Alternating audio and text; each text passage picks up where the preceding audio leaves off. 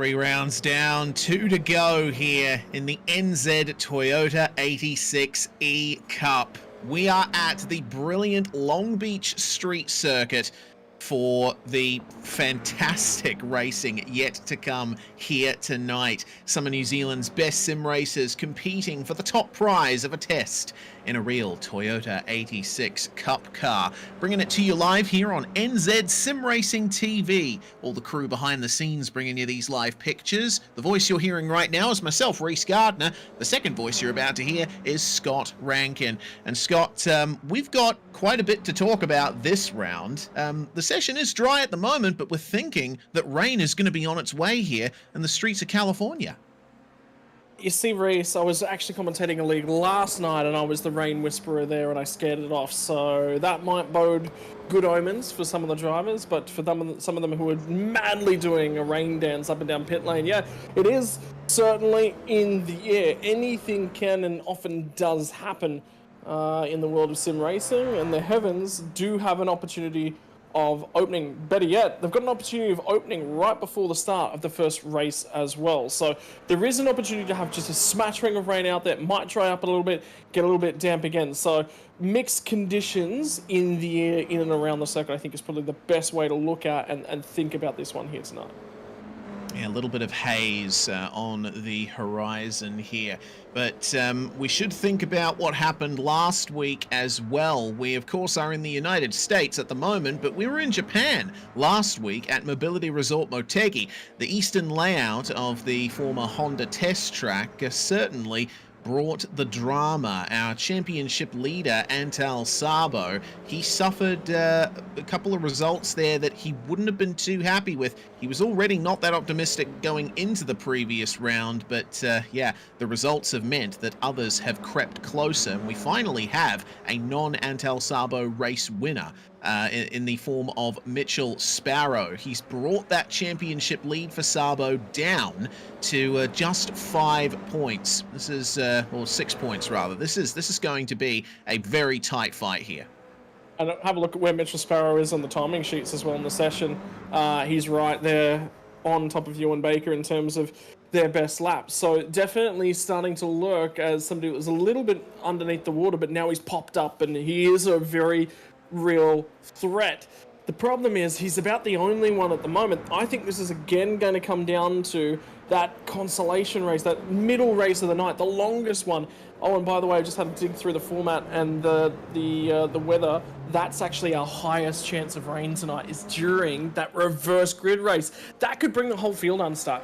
Anything could look, reverse grid races, anything can happen. Reverse grid races with water, yeah, look, I think we're set for chaos in the middle of the night tonight. I think Race Control have got their hands very much full, and I think there's going to be a few crews down the pit lane that are going to be working madly to get some 86s back together. Yeah, indeed. And, well, pit entry at Long Beach is certainly a tough one. We'll be talking more about the track later, but yeah, going through those championship standings, also seeing that Ewan Baker and Hayden Kirk up on top in the team's championship presented by Has 3D. Kiwi Sim Racing Speed Nation have certainly gotten the most consistent results of anyone thus far, and they have a sizable championship lead over the PSM powered by MRP crew of James Corbin and Josh Lane. Justin Davies and Scotty McQueen racing together as well. Some varying results for those two, but they are a pretty comfortable third in the team's championship for now. Mitchell Sparrow and Tom Bewley, though, they are very fast there in the McKenzie Motorsport machines. I'm looking for them to potentially climb up the order in these last 2 rounds. Yeah, strong chance to continue climbing up the order as well. But look, to be perfectly honest, hasn't the championship just come alive off of that race at Motegi? We were sitting here looking at it and going, well, it's looking all a little bit sedentary, a little bit static. You know, there's not a huge deal that's necessarily going to happen, and realistically, we're waiting on Sabo to really make an error. Well, that finally happened. You know, the championship's come alive a little bit, and maybe we laid down some markers and thought, oh, this is probably done a little bit too early. All of a sudden, Sparrow can win it, but there was some chinks in the armor of Sabo, and that's the thing that we all wanted to see. And if they can be exposed again, And I think tonight's the right format to do. I really, the big thing is, I'm putting this to the viewers watching along at home. I actually don't know what's going to happen tonight. I think that rain, if there was going to be rain and it was at Sandown, okay, that's probably actually not too bad. Sandown's a tricky track, probably going to be some issues as you head over to Dandenong Road. Rain happens in Motegi. Yeah, there's a fair bit of runoff area, probably shouldn't be too bad. There's probably drivers struggling to get through the chicanes there. Rain happens at Long Beach. That's basically worst case scenario. Yeah, we were saying just before we went live, you and I might have to get our Homebush 2010 on, screaming, he's in the fence, they're all in the fence, etc.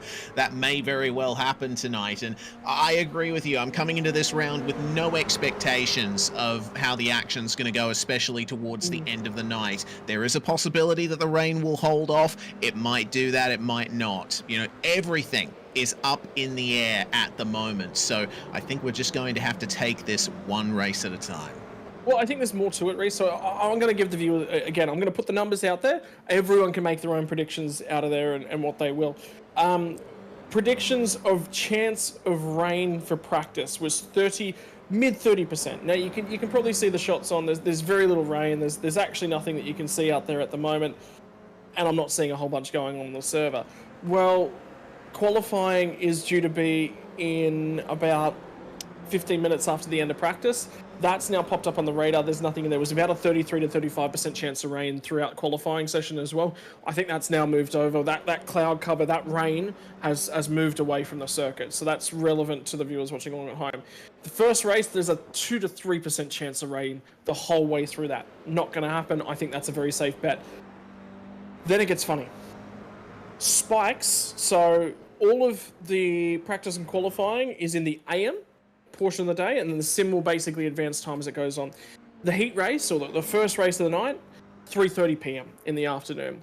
Then our mid race is at 5:45 p.m. start time for that.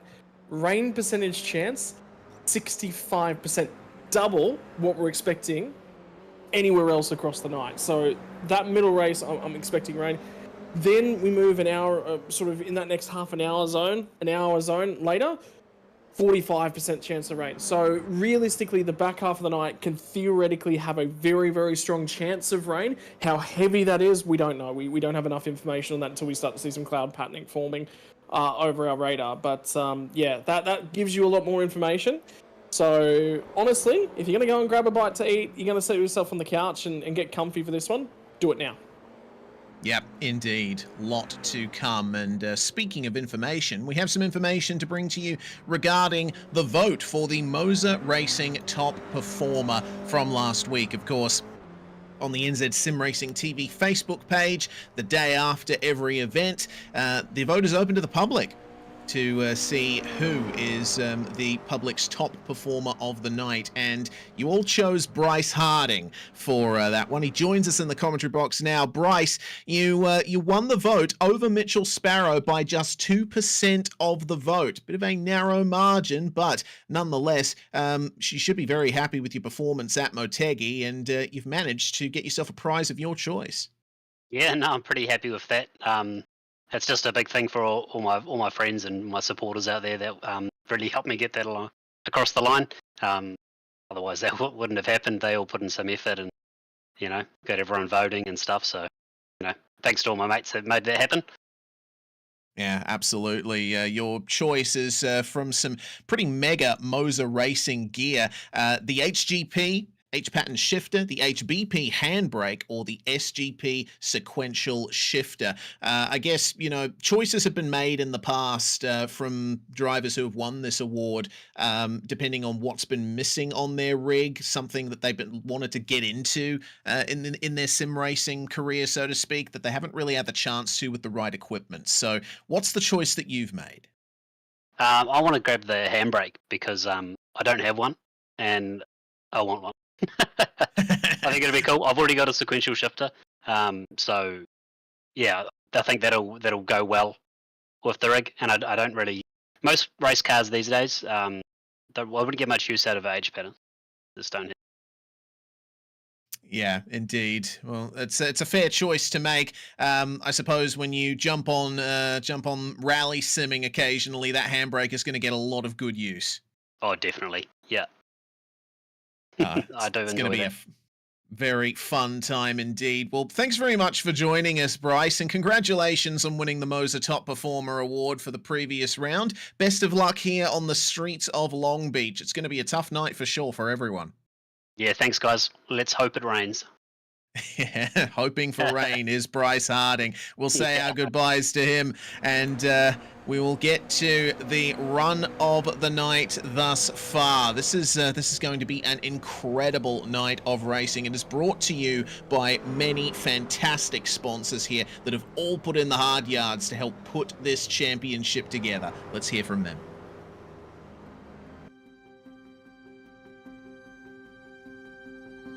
In the heart of the action, where adrenaline meets precision, where every second on the clock, every gear shifted, and every corner carved tells a story of passion, innovation, and relentless pursuit of speed.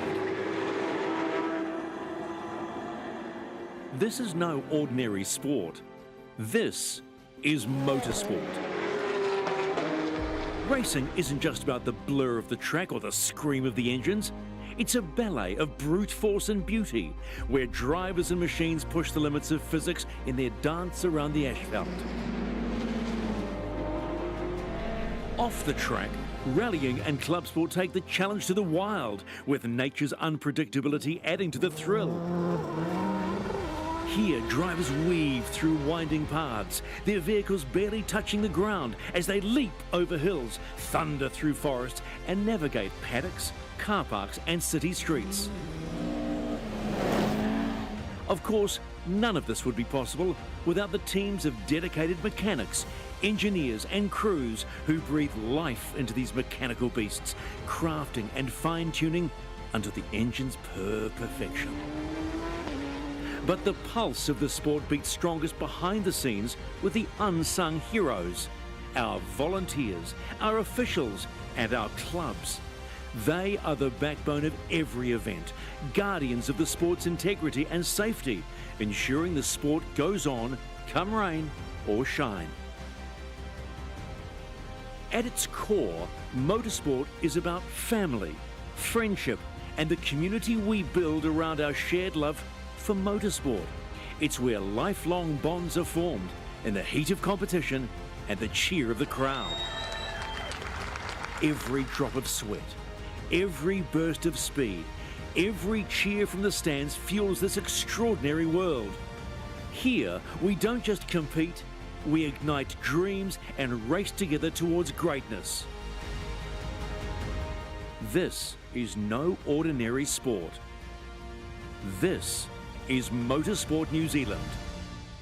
Join us and be part of the excitement, passion, and glory.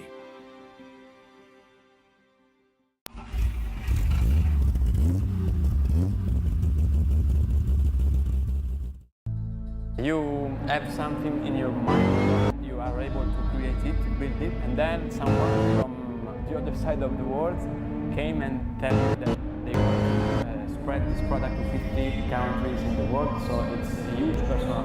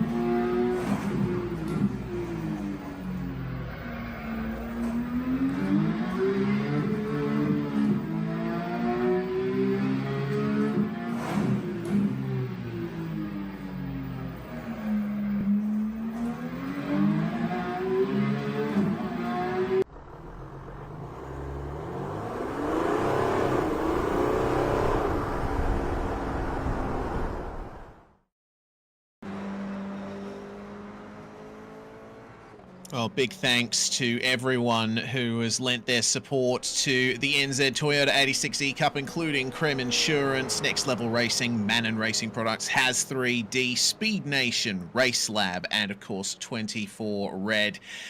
This is an incredible circuit here at Long Beach for round 4 of the series. And it's been through quite a few changes over the years, plenty of history. One of the courses that set the standard for the street race carnival all the way back in the 1970s, and the current layout of this circuit is nothing more than an incredible challenge. We're going to take a tour around it thanks to our race admin Matthew Pluck, who jumped into the BMW M2 safety car for a lap around this place. Shoreline Drive is the first corner, basically, flat out through this right-hander. Pit exit on the right-hand side of the drivers there. Pick your braking point for turn 1, a 90-degree left-hander that blends right into another right-hand sweeper. Then around the fountain, it's a roundabout, turns into a chicane for the racers here today. Short blast down to the next right-hander, all over the curb for that, but the 86s are going to have to be careful over those curbs. Cut this curb as much as you possibly can for the best run onto one of the few back straights on this circuit. The next heavy braking zone, picking your braking point, and it's a bit quicker than you expect because the track really widens out on the exit. You navigate this entire road across to turn in for the right-hander, and be careful of the tyre bundle on the exit. Then down the back straight here on the way into the car park that is the final few turns of this racetrack. Hard braking into another 90-degree corner, this time a right. Got to be careful of the curb on the inside there, and then blending through a double left and being very careful for the hairpin, the defining corner of this circuit. Super slow, one of the slowest corners on iRacing. The exit is so important out of there to carry the speed back down Shoreline Drive to end the lap. It's a pretty short circuit here at Long Beach, Scott, only 3 kilometers in length plus about 60 meters or so, but you pack a lot of racetrack into that space. And a lot of walls to boot as well. So, you know, even the front straight, it's got a bend in it, it's got a kink in it, it's going to be flat. There's no issues with that. But lining yourself up for the braking zone, and the braking zone for turn 1's got a little bit of a rise in it. It's not perfectly flat as well. The challenge on the right-hand side of the braking zone into turn 1 is you want to use as much of that space as you physically can, but if you use too much of the space on the right-hand side, you pick yourself up a slowdown penalty because you've effectively crossed over into the pit lane exit, and that's generally considered a no-no. So there is some of that space that you can use. There is a limit on how much you can use, but the one thing that people are always going to be trying to do is use as much of the room around the track as possible. Yeah, very well-defined track edges here. You won't hear much complaining about track limits at Long Beach. Well, there's plenty of racing here to come tonight as the drivers circulate around in practice. Qualifying is coming up, 15 minutes, an open session, so finding your space out on the racetrack is incredibly important. Race 1, 13 laps. Race 2, 16 laps, with the top 10 from race 1 inverted for the grid of race 2, and then a short sprint of 10 laps in race 3 to end off the night. The same format that the real-life NZ Toyota 86 series has, and it's produced some incredible racing thus far over the first 3 rounds of the championship. I think the races will go by potentially a little bit quicker tonight thanks to the slightly shorter lap length. Yeah, but overall lap speed is a little bit lower just due to the fact that a lot more slower corners. Like, think about the chain from 1, 2, 3 and through that fountain, realistically. So Sparrow's just found himself a touch more time, and he actually is quite significantly ahead at the moment, but we're waiting for a lap time to come through from Antel Sabo in the practice session. I think he's going to get 1 lap in just. That'll sort of give us a read on what his pace necessarily looks like. But he's not looking super polished. I've seen him out there, and I've seen him banging the walls quite a little bit in the few laps he's been out there for. So we don't get a really, really good read on what his pace looks like until we jump into the qualifying session. That much is a consistent. That's much we've seen from each and every week. You know, he wants to hide as much of his advantages as he possibly can, and everyone else is out there turning laps and going, all right, well, this is what I've got, and this is what I'm capable of. So you know, little advantages as a race car driver. It's the little things when you get to this level. There's very, very little in it. So.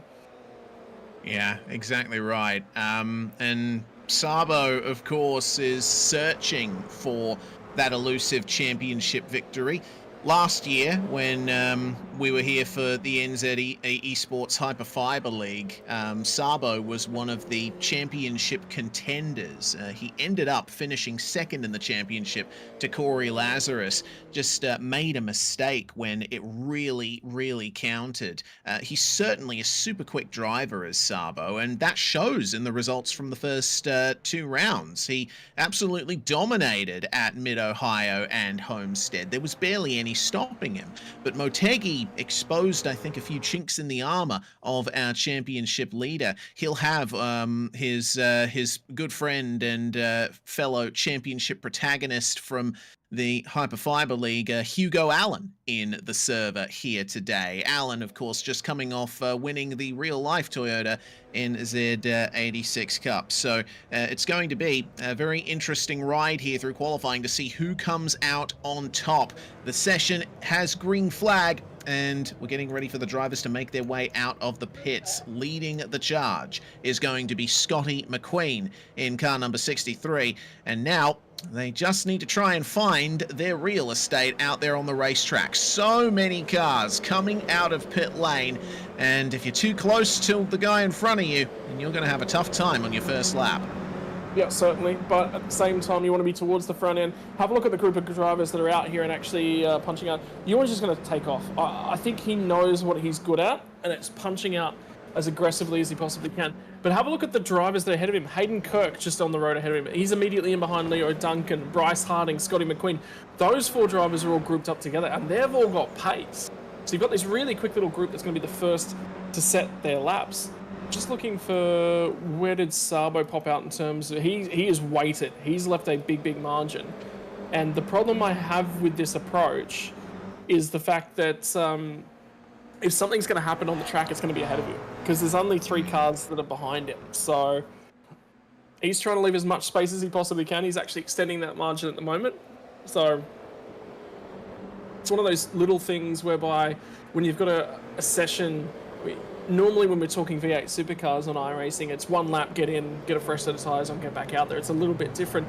But timing your run and actually going for the run through traffic is very, very key in a session whereby you're not diving back into the pit lane for a fresh set of tyres. See what Harding and company did at the hairpin there. They took the extreme wide line, and that would grant them a bit of extra speed down the straight. That could be one of the difference makers here in qualifying. We'll have to keep an eye out for that. Scotty McQueen, though, driving his way through turns 1 and 2. And through the fountain he comes. Got to be careful to mount those curbs ideally in the 86, otherwise it stands a chance of potentially rolling over. He's pushing it hard to the walls there. How much does he cut this corner? Quite a bit. You sort of have to do that to get the optimum line through. McQueen's looking like a clean lap thus far. See if he can pull the rest of the lap off. I think the most difficult parts are yet to come. Yep, certainly bounce, bounce, bounce. And the thing about the Toyota 86, super soft suspension. Stiff race car is going to reset much, much quicker, but a soft race car is going to ride the bumps better and then take a fair while. Look at the car just bouncing around all over the bumps everywhere. It is a rocky old ride. You reckon Lewis Hamilton might be complaining about the ride in this thing? Potentially. It's certainly not a billiard smooth F1 racetrack, this one. And look at the corrections that McQueen had to make there through the right-hander. Certainly keeping the momentum up as best he can. Hitting the apex of the hairpin. Out through the hairpin he comes. And we will get our first lap of qualifying down as long as McQueen was able to keep it out of the walls. Keep an eye out here for the first times to slot onto the screen. McQueen setting a 133.3. That is immediately beaten by Leo Duncan and Ewan Baker, already into the 1 minute 32 second bracket. Baker 3/10 off his fastest practice time. Yeah, so Baker's really, really good. I think lap 2 is going to be a touch faster for these guys with a touch more temperature in the tyres. Bringing them in. Track temperature at the moment, 30 degrees Celsius, and air temperature is going to be 20 at the moment with clouds sort of in the area. So it is keeping everything nice and cool here today. Remember, of course, it's the middle of spring in the United States of America. So they are pressing on into a little bit warmer climate at the moment. The streets of Long Beach as well. Very lovely part of the world. Quite warm. Sabo's not going to set a valid lap time. He did actually brush the wall in the first sector. So time's going to run out for him a little bit. We've actually nearly lost 5 minutes of the session. So that's worthwhile keeping in the back of your mind for those drivers who failed to set a time on their first time of asking. Yeah, for sure. Sabo, one of the drivers who did not set an initial lap time there, just clobbering the wall. And of course, in qualifying in iRacing, if you even have a little glancing blow off a wall, or if you rub off against it too much like you just did there, you're going to see the dreaded 0x for contact. Now, that's not going to give you incident points in official races, but it is going to invalidate your qualifying lap. So this is going to be a tough one here for Sabo. He might have to refresh the car and go out again, try to avoid those walls. Hugo Allen certainly helping him a bit with slipstream there. They are lapping together with Allen guesting for this round. Yeah, Allen jumps in. Let's run out there. That's James Corbin and Josh Lane jumping out of the way as well. Have failed to set a lap time. There's actually quite a number of cars I'm seeing out on circuit at the moment that have failed to set a lap time thus far. So there is some issues there. Car backwards. Nathan Allen, I think, has actually spun his car. He won't rejoin. Cameron Danson set a reasonable lap to start the session as well. Yeah, putting himself P7 for the time being. Good form from Noah Kitcher as well, who's put himself in provisional P4, looking like a very strong track here for the number 97. And Leo Duncan and Mitchell Sparrow rounding out your top three there. Hugo Allen puts his first time on the board, and it's a 1 minute 34.5, or near enough to that, just inside the top 20. Yep. And I think Sabo's might have just tapped the wall again in turn one. So he's already 3 or 4 laps in. And I'm not confident. I think he might have gotten away with that one. I'm not 100% sure. Yeah, potentially. We'll wait and see. It looks like there's a bit of a crush going on here at the hairpin. Improvement for Leo Duncan, meanwhile, getting 132.7 on the board there as Noah Kitcher gets in the slipstream here. Bryce Harding moving up to 7th, and the next few times will likely come in here. Looks like Cameron Dance did improve his time, but not his position. Meanwhile, Nathan Allen is going to be on this next replay here, first of the night, thanks to Cream Insurance. See what happened to him here in the number 25. Oh, God. Oh, that's bad. That took off the front left tire. That's what happens when you push too hard into that 90-degree right, which actually narrows up substantially on the exit. Yeah, it does, because that tyre barrier, and then if you can sort of time it right, well, the tyre barrier goes away at the back end of the corner, so you can actually line it up and give yourself a little bit more room to work with, but it's such a narrow line to sort of nail. Baker's gone to the top with a 32.418, so he's put together a really, really nice structured time. And again, Sabo's just not got it done. So we're half the session through, Reese, and your championship leader's not got a time on the board. In the meantime, his biggest rival, 3rd on the timing sheet. Now, we haven't seen a flying lap of note from Antal Sabo yet. So I wonder, for him in this session right now, he's got to set a banker. First and foremost, stop trying to set brilliant lap times. He has to set a banker right now. Then he needs to press on a little bit and see if he can't improve upon that. But if you haven't got a time on the board, you can't start from the rear at Long Beach. That just doesn't work around here. So his first priority is absolutely just got to set a valid lap time. So if he starts 10th, that's way better than starting 35th. Yeah, absolutely. You know, you put a banker in, it may not be, your ultimate pace, but at least you have a time on the board. At least you're able to move yourself up the field a little, and then you can work off that, see where you can improve. Well, Sabo looks like he stayed out of the walls on this lap. So potentially we might see our first lap time here from the championship leader, but he's really cutting it fine there on the way into the hairpin. You saw how close he was to the end of that concrete barrier. Well, the run to the start-finish line is upon us here, and number 92 coming across the start-finish line. And where is this going to put him? It's going to put him fourth. If that was a banker, that's a really good one. He was certainly just being a little bit kinder on the car, so I do feel like that's the case. Got another replay coming our way here early on in this session, and I'm hearing a lot of requests to tow, so a lot of junked cars in the middle of qualifying. Looks like, that's Anna Klemic, I believe, going for a spin there at the fountain. Very easy to do. If you hit that curb wrong, it massively unsettles the car. So, unfortunate for Anna. She'll have to pull back to the pits there and maybe try and get a lap down in the final 5 minutes of the session. We're almost done with this session, Scott. It's absolutely flown by. Yeah, 10 minutes into the session right now, so 5 left to go. So time is certainly running out. Keep an eye out on Ewan Baker as well to see if he can improve on his provisional pole time here. Yeah, so really, really important. Ewan Baker's dipped in, remember, for a fresh set of tyres as well. So he will be hopefully on another flying lap for him. I think he'll be looking to improve. Did see Sabo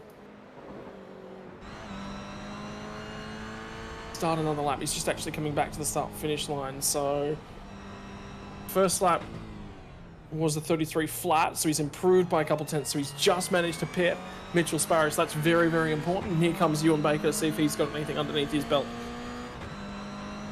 Yeah, Baker known for being an aggressive driver, and sometimes aggression can pay off here at Long Beach, but it's a 135.5 for him. It looks like that was a lap that he was gearing up for, so this is going to be the real test here. See if the KSR Speed Nation 34 has the pace around here. No new times coming in for the time being, but I'm sure we're going to be seeing a raft of them here as James Corbin gets his first lap on the board, and it puts him all the way up to second.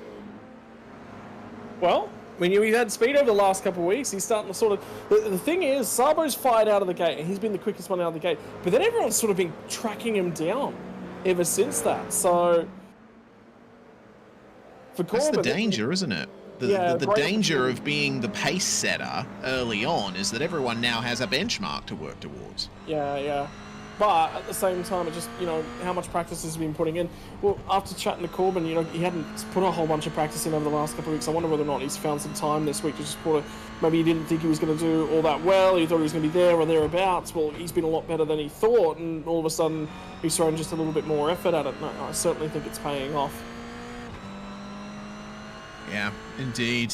Corbin always with a sort of half grin on his face when he's driving around on Zoom. And some nice measured aggression through the right-hander.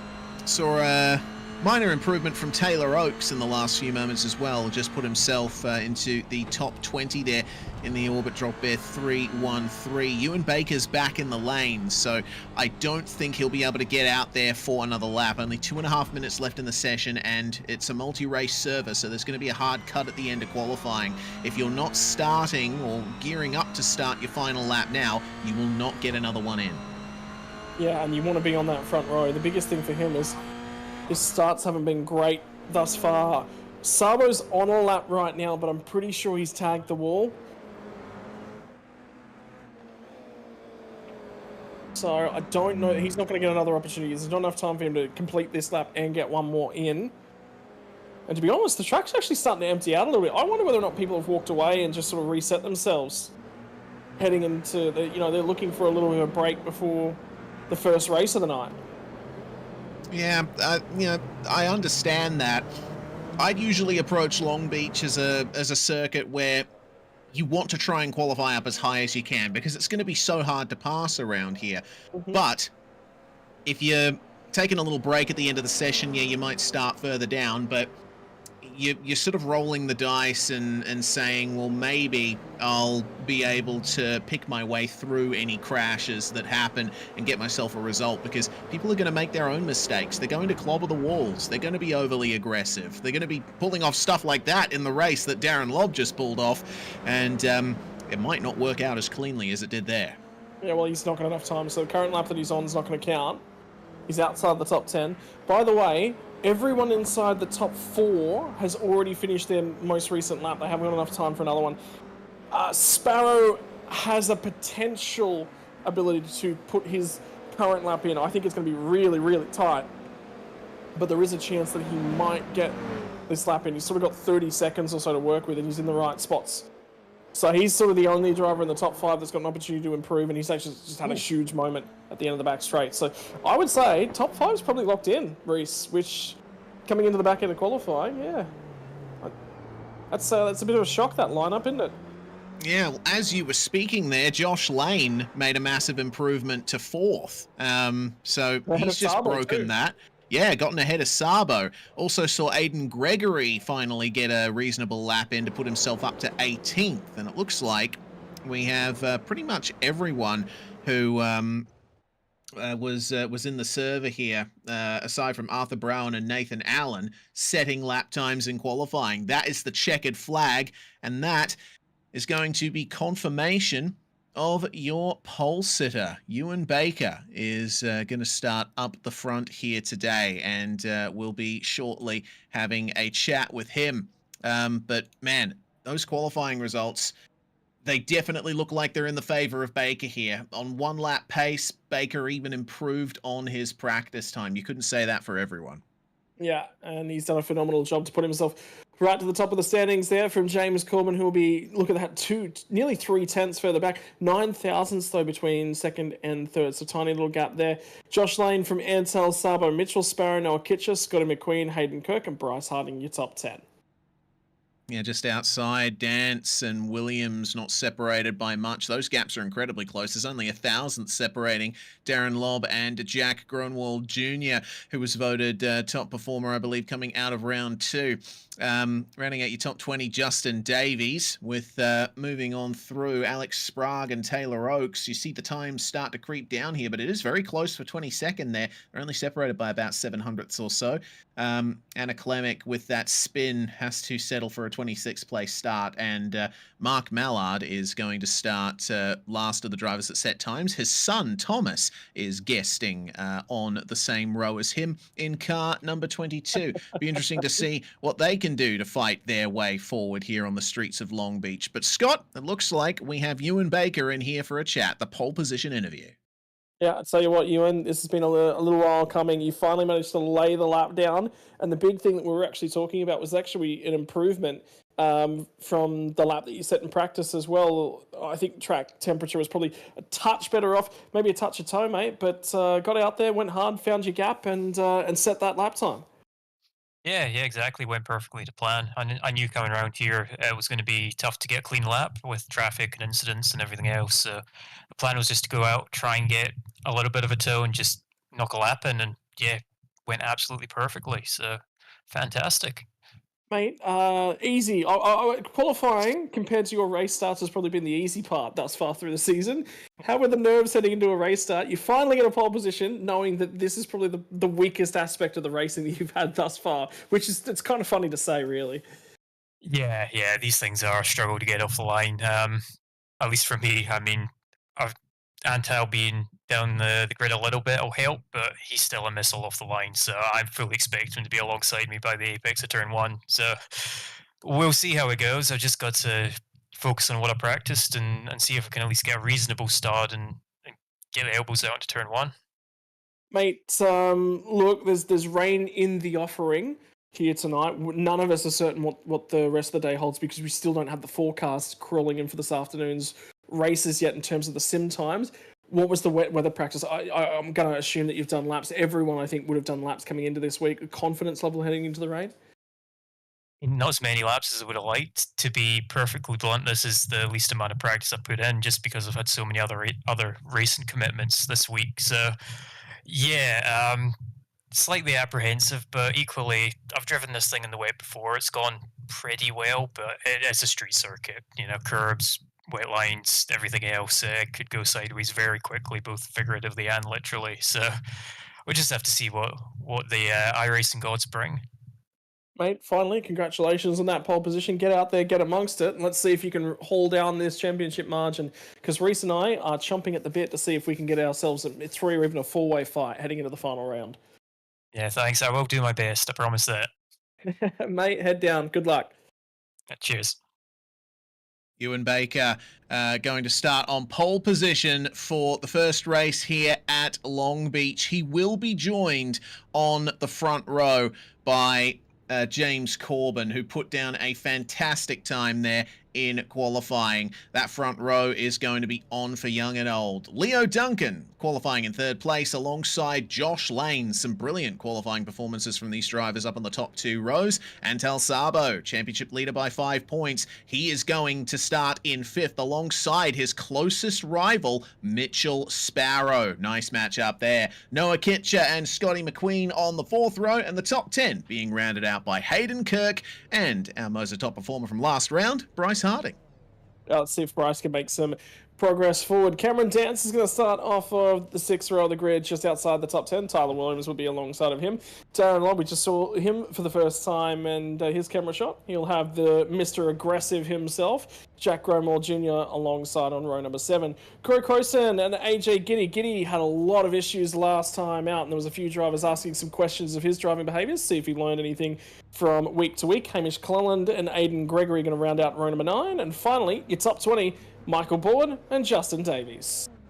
Alex Sprague going to start 21st alongside Taylor Oakes on row 11, Avon Dunn and James Watson on row 12.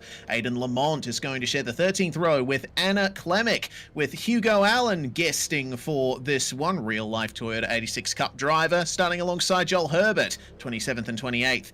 Mark Mallard and his son Thomas Mallard will round out our 30 cars that set times in qualifying. Arthur Brown and Nathan Allen could not get times in for qualifying. They will be starting the race, but at the very back of the grid, and the revs are already rising. We got through that just in time. Race 1 at Long Beach is go, go, go, and Ewan Baker's initial start was not great. Bit sluggish there for the number 34. Into the lead immediately for James Corbin, 3 wide behind for second place, and yeah, Antal Sabo getting an absolute lightning start there. He's moving his way, challenging for 3rd place potentially. This is going to be an incredible race into turn 1. Who's going to make it out the other side? Well, Sabo dived it in quite deep, lent on Ewan Baker just a little bit, but he got the job done. So if qualifying didn't necessarily work out his way, he's gained all those spots immediately on lap 1. Oh, the difficult part is, what's whoa. going on through the fountain? And I think Sparrow. Dear. I think it's Mitchell Sparrow who's backwards. Bryce Harding's involved. That's got massive implications, Reese. Massive implications. Yeah, that's huge. I don't think I've seen that many cars piled up at the fountain at Long Beach before. Absolutely massive incident there, and I think we're going to need a few replays to dissect that. Pole sitter Baker has fallen to 3rd in the meantime, and Antal Sabo has gotten off to the best start possible. There's other Browns just destroyed. Utterly destroyed. And he was just barely hanging on to it, and then he lost it and impacted somebody massively. No, I think he managed to get away. We'll get a replay because there's so much to unpack from that fountain on lap 1, and we've got a safety car called, which will allow us to catch up. Indeed it will. So Mitchell Sparrow into the fountain there. It looks like McQueen turned him, and then the chaos just erupted from there. You had 4 drivers trying to go for the outside line, which immediately vanished, and then everyone behind them just had to come to a stop. Yeah, nothing much that more they could do in behind it was just sit there and watch. Wow. I mean, it was something that we feared was going to happen. Darren Lobb almost made it through that wreck. He was leading the charge of drivers to find their way through, but unfortunately, Gronwald was trying to turn away from it all and half-spun Lobb. So leading the way out of that mess was, it looked like, potentially Corey Croson. So Noah Kitch is the car that's going to be forced to take the tow here. So he'll go a lap down. By the way, I believe Arthur Brown is still desperately trying to get his way back to pit lane. There's a number of cars who are in pit lane. Hugo Allen, Darren Lobb, and Tyler William all trying to get damage repaired. Look at how disastrous this... Well... Takumi!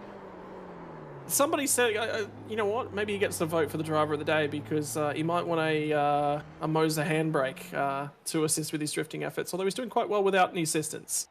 Yes, well, crabbing his way through pit lane, Arthur Brown finally brings it in there to get some repairs done, but he's struggling to even get to his pit box there. He escapes out and takes the tow. Fortunately, since he's already in pit lane, the tow should be a short one. The field brought under control behind the safety car. And, yeah, I mean, that's exactly what I was fearing from lap 1 here at Long Beach. I mean, if you're familiar with racing and official races on iRacing, you know that coming into the fountain at Long Beach is one of those tough points where it's almost 50-50 whether you're going to make it out of there.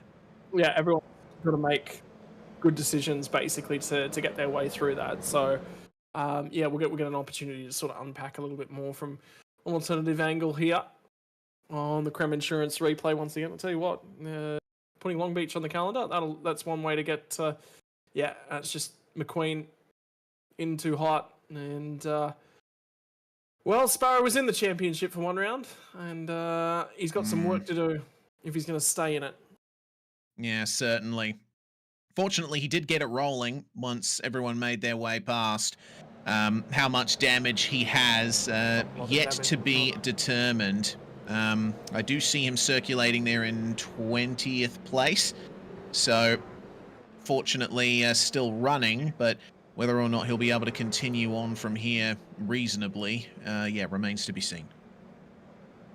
Well, let's run you through the cars that made it through, because there was 5 of them that got through that wreck before everything started to take hold. James Corbin, Antal Sabo, Ewan Baker, Leo Duncan, Josh Lane were the 5 that got through. It looks like Corey Croson got through without too much of an issue, and Jack Gronwald Jr., both of those guys have actually made a fair bit of spot. Both of them look like they've got clean race cars. Cameron Dance, Ajay Giddy, both look okay. Hamish Clement. So I think everyone inside of the top 10 has got a reasonable race car underneath them. From there on back, you start asking a few questions. I think all the way back to sort of 13th's okay, but Justin Davies, maybe Avon Dunn, and Taylor Oakes there in their back is where there's probably a few more questions that need to be asked. I'd like to request a replay from Darren Lobb's perspective of that crash, because he, as I said, he almost made it through all of that were it not for contact from Jack Gronwald. Lobb has had to come into the pits, and he has spent 55 seconds in the pit box getting the car repaired. Looks like the safety car is pulling away, though, so we're about to get under green flag conditions again. Single file restart. Hopefully, things are a bit cleaner. Yeah, potentially. But remember that it's a massive long front straightaway and a lot of tow. And I've got to be honest, if I'm in James Corbin's shoes, I'm not launching straight away unless I can launch maybe about here, because he's still waiting on the call. Safety cars in the lane. And I reckon there we he's go. gone already. Yeah. On the way into the hairpin, up on the power, and he is jetting away at the front, already weaving to try and break the draft. Antal Sabo will follow him as the race is under green flag conditions once again. Ewan Baker will try his best to stay in the slipstream here, but he's already falling under lots of pressure from Leo Duncan as they come into turn 1 again. And look at the battle behind between Lane, Croson, and Gronwald. Jack slipping to the inside there. Try and find a way through. It's not going to work out for him in the entry to turn 1, and he taps the brakes on the way out. He knows for sure that you don't want to go side by side through here. Yeah. Checks himself back up, has a bit of a think about how he's going to approach this next section and what he's going to do in terms of overtaking potential as well. Leo Duncan's just starting to drift a little bit, but Sabo's applying that pressure. Realistically, if you're James Corbin, you can throw a little bit of caution to the wind. You're not necessarily in the hunt for this championship, and Sabo is. So say to him, all right, you want past me, you're going to have to be aggressive. This is one of those one of those points where I think for Antal Sabo, he's going to sort of go, second place is probably good enough in terms of championship points. I might just have to settle for it, but at the same time we know him, he's going to be aggressive. Yeah, pulls out of the slipstream, gets up the inside, and completes the move on the way into the final corners. So now he's got his eyes forward. He has a clear track ahead of him, but he is still struggling to keep the rear end underneath him and leaves the door open on the inside for Corbin, and Baker sees the opportunity now. That was not a move that was on for James Corbin. Yes, you can get underneath him at the final corner, but you've got to take such a tight radius that the outside line gets all the momentum. Ewan Baker's going to try and drive down the inside on the front straightaway, become the outside when they get to turn one, and Corbin's getting a little bit of drafting assistance from Antal Sabo as he starts to play the games with the air and the draft. Just avoiding getting into the tyre bundles. I saw Sabo brush the wall a bit there in the lead as well. But Ewan Baker back into second place. Lap 1 didn't go too well for him, but he's starting to get the momentum back up. But look at the gap that Sabo has pulled out here in the first sector. Aggression paying off there, but for how long as he taps the wall on the exit? Grunwald did too, it looks like, and he's going to fall under pressure from Cameron Dance. Up into 8th then for, sorry, 9th for the Orbit Drop Bear number 6. Cut back from Grunwald. And they got to be careful to sort themselves out before the apex here, because look how much narrower the track is on the exit. I think that's going to define a few races here tonight. Yep, and a little bit of ground made as they get down the back straightaway. Now Ewan Baker starts to settle in. He's got some work to do, though, if he's going to get a touch closer to Sabo. Leo Duncan bounced over the curbs and didn't have a great drive as they come down through turn number 9 at the end of the back straightaway. In through 10 into the final corner at 11. Josh Lane's starting to apply a little bit of pressure as well. This is going to be a good one back here. Oh yeah, good battle indeed as our leaders fall their way through. It looks like Thomas Mallard has retired from race 1 and he's disconnected from the server. Unfortunate for him. We won't see what kind of talent he could bring to this field, but the fighting is on between Josh Lane and Leo Duncan for 4th place into turn 1, and Lane round the outside just avoids getting into the tyre bundles there and completes the move. Yeah, got it done. And there's been more issues, I think, at turn 1 for Alex Sprague as well. So that's just been called in for a little bit of a look and see what happens as that one progresses. But Baker just can't find the speed at the moment to continue challenging. By the way, track temp's actually the hottest it's been thus far today. 36 Celsius means that the cars are going to be moving around a lot more. And it looks like Sabo's responded to the conditions much better. Yeah, it does seem that way. Sprague sees Michael Board up ahead of him there in the burnt orange and blue car, and I believe he was the other car involved in the incident. Board just went a bit deep into turn 1 and pushed him into the tyre barriers there, and it looks like that's potentially a redress that's been ordered there. Yeah, it has been requested to be redressed, but Michael Board's also got massive damage on the left front end of the car. So basically he got told by race control to redress and then immediately clouded the barrier. So, well, he redressed, but I don't think it was intentional. True. Yeah, well, this is the incident there. And yeah, Sprague getting into those tyres. They are softer than the concrete barriers, but you still don't want to hit them, obviously. Now, one thing that I did notice watching that area of Alex Sprague is, look at the car at the back of this pack. That is Mitchell Sparrow, who's worked his way back up to 15th. He's on a bit of a recovery here, and it looks like the damage isn't slowing him down. The big thing for Sparrow is he needs to overtake this next group of cars and then have enough time to have a crack at the next group of cars ahead of them, because if he can get to 10th, think about that. That's pole position for the next race. That recovers his night race. It does. See, that's what I love about these reverse top 10s for the second race. You can have an incident in race 1, but if you have the talent, you have the speed, you have the car to fight back to 10th, then that is your night completely turned around. One more position potentially for Sparrow? No, it's not going to work out for him there versus Avon Dunn, who has the luxury of using the full width of the track on the exit of the corner there. Looks like Sparrow's just going to be picking and choosing his battles here. Time's going to start running out with the difficulty for him. At the end of this one, we'll have 6 laps left to run, and that next group's actually running away down the road just a little bit. Dunn's going to block him as well. Back to the battle for 4th, 5th, and 6th as Leo Duncan does get to the inside, makes contact with Josh Lane at the final corner, checks up a whole bunch of cars. Here we go. That's what happens when you run side by side through the hairpin. You're the car on the inside. It's exactly what you pointed out earlier. If you're on the inside there, you have to take a really tight radius, and sometimes the turning circle of the car just isn't enough to really capitalize on that. And so Josh Lane sent all the way back to 22nd now. I don't know if he's managed to get moving. No, I think he's still stuck facing the wrong direction. The problem is he's got to wait for a window, and there's not really a window because there's still 2 more cars coming. So at the moment, he's just going to try and get that one turned around to the best of his abilities. What that does do, Sparrow's now up to 14th as a result of that one. Potentially a penalty coming for cars ahead of him as well. Yeah, got to keep that in mind too. Well, back to the lead. Antal Sabo, it seems, has turned down the aggression a little bit now that he has a lead of nearly 2 seconds over Ewan Baker. This is the Antal Sabo that we've become used to. And it seems like there's not much of a response coming from Baker or Corbin here. They might be caught up in fighting with each other over 2nd place.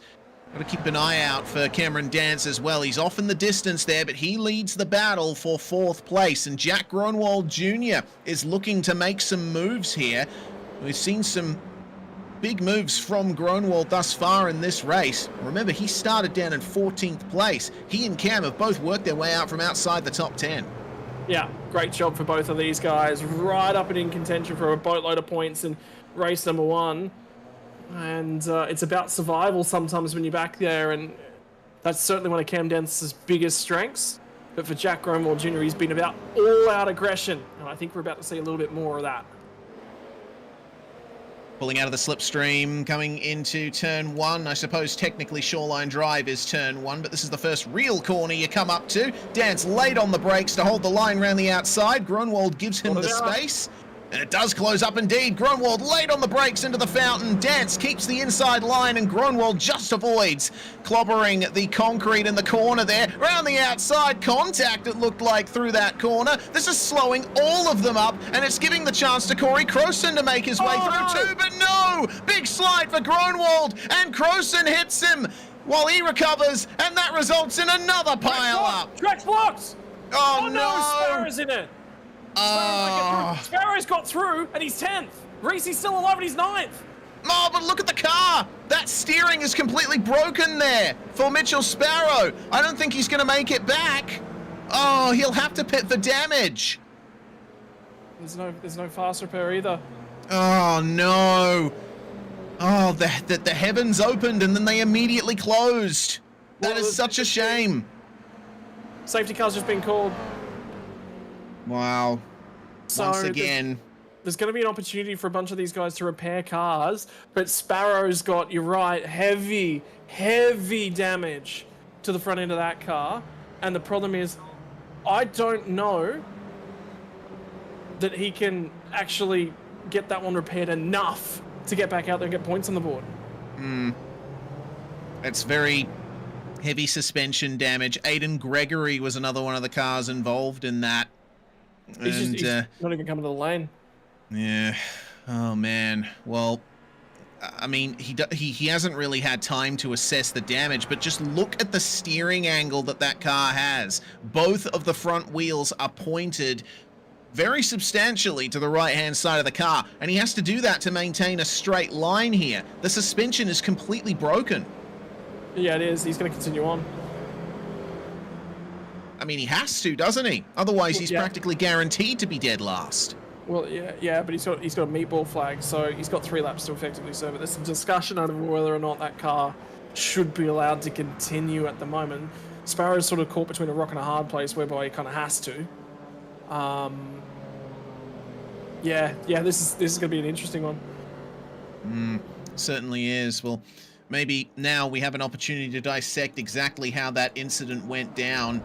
It was all started with, well, Jack Gronwald trying to keep that side-by-side going with Dance, but it was really Corey Croson that I think caused it. Was up the inside. of Grunwald on the exit of the right-hander and tapped him around. Unfortunately, it was just a game of ping pong from there. Yeah, so this is an on-board shot from a little bit further back. Out to the left, AJ out to the Giddy. right. Yeah. Unfortunate. Sheer chaos. Oh my God, he got a secondary hit from behind as well. I think drivers behind just weren't really aware of how fast that incident was coming up on them. And the problem for it is probably our replay crew is best spot to have a view is from Mitchell Sparrow's perspective. And you'll sort of get a sense of it. He lifts off and he tries desperately to bail out because he can see what's happening. But yeah, there wasn't a whole bunch you could have done. So. Yeah, so we're going to see that view very shortly. But yeah, Sparrow would have seen all of that happening in front of him. But it all comes down to how the cars bounce off each other ahead of Sparrow here. See, the incident happens. He gets on the brakes, tries to find a way through, but that door was immediately shut. But the problem is, in that sort of an incident, you basically have to come to a stop. And this is sim racing, this isn't real world racing, so you're not worried about getting hurt, you're not worried about trashing the car. And that changes a lot of the thought process. And you could see the multiple decisions that he sort of made. He went, yep, there's a hole, no, there's not, yep, there's a hole, no, there's not, yep, there's a hole, no, oh, too late. You know? Yeah, and I think, you know, if you're in that perspective, if you're where Mitchell Sparrow was, and you're looking at it in hindsight, there really was no way through that, because just the way the incident evolved, the way the cars bounced off each other as he came up to it, there was never a gap that he would be able to get through. He would have had to come to a complete stop, and then he would have had the chance of being rear-ended. Yeah, that's the problem. If he'd have stopped, somebody else wouldn't have stopped. And that's the horrible decisions he was left with, and yeah, it is what it is, unfortunately. The worst part is, he's 9th on the road, and there is no way that he's going to hang on to a top 10 finish. It's just not possible with the car that he's got underneath him. Alex Sprague's got a damaged car ahead of him, but his is much, much less damage, so Sparrow's just in a world of hurt. And the problem is, everyone behind him cannot overtake him until they get to the start-finish line either. They've actually got to wait. Yeah, it's a tough situation for everyone behind. What that does mean is Scotty McQueen will very shortly fall into that top 10 position and potentially get the pole for race 2 as Antal Sabo starts to build up speed here at the front of the field. Oh, God. You see the car almost threaten to roll over there. Very aggressive turn in for the hairpin. And Mitchell Sparrow, just behind, has already had to make way for Bryce Harding through the corner. He just couldn't get the car turned in. No, he couldn't. And Bryce Harding is at risk of getting a penalty here because he did overtake off the apex of the last corner. Scotty McQueen is at threat because Darren Lobb's going to try and get him. You can see the cars in the background of this shot blocking each other aggressively on the run of turn 1. Here it comes!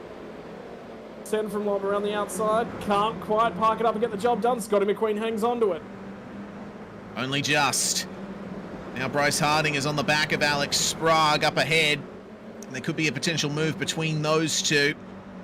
Any side-by-side that happens between them, just look at the attitude of Sprague's car. He is struggling to keep that thing straight, and Harding will pull out down the straight here.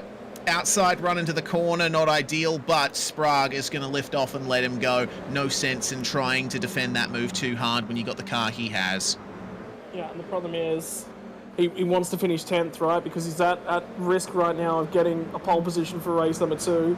And he's defending and he's not defending at the same time because he kind of wants to be a little bit cheeky and hang on to this spot. But at the same time, he also knows that he hasn't got much to really defend with. So it's a little each way with the way that he's driving. And boy, he made contact with Lobb there at the apex. Yeah, Lobb will get him here at the hairpin for sure. But, yeah, Alex Sprague, all he needs to do is hold on here. He's missed out now on that coveted race 2 pole position, which now is in the hands of Darren Lobb. And Sparrow trying desperately to get to the end of the race here, down in 18th now, and he'll shortly be captured by Joel Herbert here is only a few seconds behind. Actually, Herbert has got even more damage than him just behind there. It looks like he'll barely make it around the final lap here. Since a couple of cars basically just dragging what they've got left of their race car to the finish as best as they possibly can. Have a look at this for Cam Downs, a touch closer to James Corbin, so Corbin's made a mistake here, an opportunity for a podium in the first race of the night. And for Corbin, he lost a lot of time through this next sector. Last lap by, and that's presented Cameron Dance with the opportunity. Look at the cars bouncing across the bumps there. Down at turn 6, and then onto the back straight down here at 7. He's trying to get him to cover, and Corbin obliges and now tries to cover to the inside of the road. There's not a hole there, and Cam Dance finds one. A little frown from Dance there on the Zoom feed. He's going to have the inside for the next corner, but he's getting squeezed by James Corbin, moving to the racing line to widen the entry to the corner, but it's not enough. Cameron Dance is through and into third. Up the front, Antal Sabo has just exited the final corner, and we thought in qualifying he was going to have trouble tonight, but he overcame it. He got the power down, and he didn't look back. Antal Sabo is going to take the first race win of the night here at Long Beach. Yeah, he certainly is. Cameron Dance is going to finish on the podium. Ewan Baker did come home in second. Corbin fourth. Cleland loses a spot right at the line from Leo Duncan. Nothing in it between those two. Bryce Harding manages to get home inside the top 10. Didn't necessarily think he was all that quick and in with much of an opportunity. Definitely didn't have a quick race car tonight. Have a look at them scramble in the background. So many bent, damaged, beaten race cars. Josh Lane got rotated at the final corner earlier on as well, home in 15th. Man, Josh Lane will be absolutely fuming after that one. He could have been on for a potential top 5 if things had gone his way.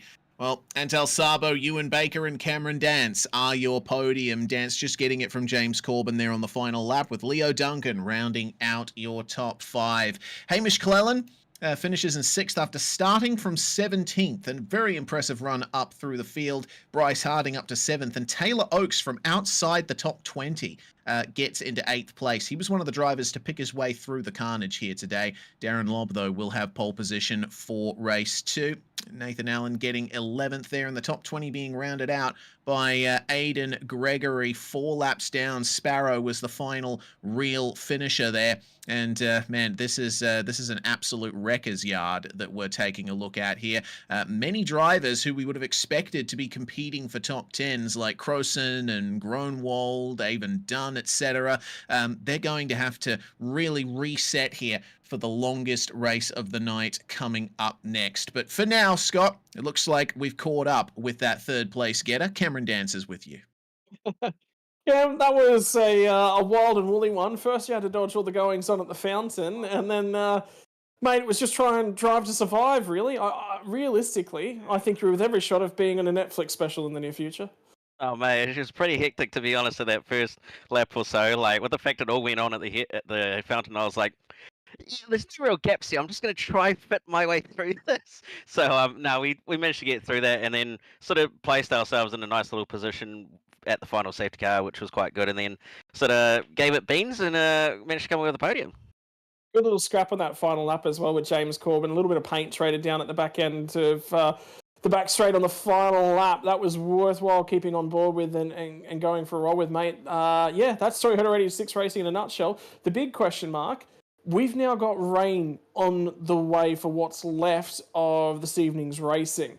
How was the preparation this week, and do you have any predictions for the next race? To be honest, I didn't do any wet laps, so that's going to go well. The wet's pretty obvious of what to do around it. That's sort of a track as well, so we shouldn't be too bad. But with the fact that it's supposed to have rained in like 3 of the 4 sessions so far, and it hasn't, I'm kind of scratching my head as to whether it's actually going to end up coming. But yeah, who knows what's going to happen at the end of the day. If it does rain, we just got to survive. That's the main thing, because there's going to be a lot of carnage. There's going to be a lot of unpredictability. So it's just going to be about keeping out of the concrete walls and keeping in a straight line. Hey, I've got some great news for you.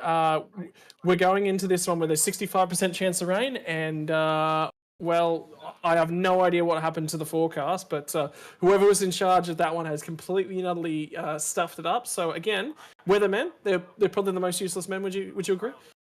Yeah, I'm going to blame that one on Connor Nixon. He said it was supposed to rain and it didn't rain. So he's doing a great job as the weatherman at the moment. Mate, best of luck. Get out there and have some more fun. Hey, dry streets of Long Beach that were apparently supposed to be absolutely sopping wet. So go figure. Yeah, cheers, boys. Well, Cameron Dance will celebrate that podium, but he's going to be starting in the 8th position for the start of race 2 here. Pole position will belong to Darren Lobb. He's got Scotty McQueen alongside him.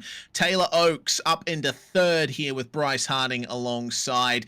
Taylor Oakes' night will be turned around here. Hamish Cleland and Leo Duncan on your 3rd row. Then we have James Corbin starting alongside Cameron Dance, the top 10 being rounded out by Ewan Baker and Antal Sabo.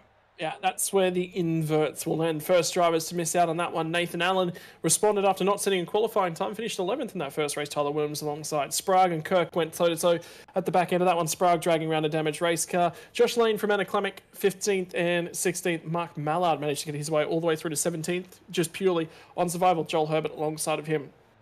Mitchell Sparrow and Aidan Gregory going to round out the 20.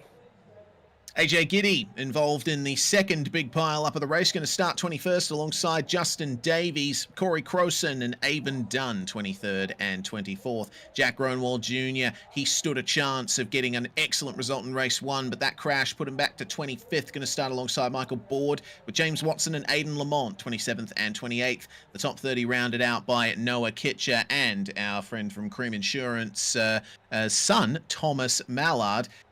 We have Hugo Allen and Arthur Brown rounding out the field once again here at the back.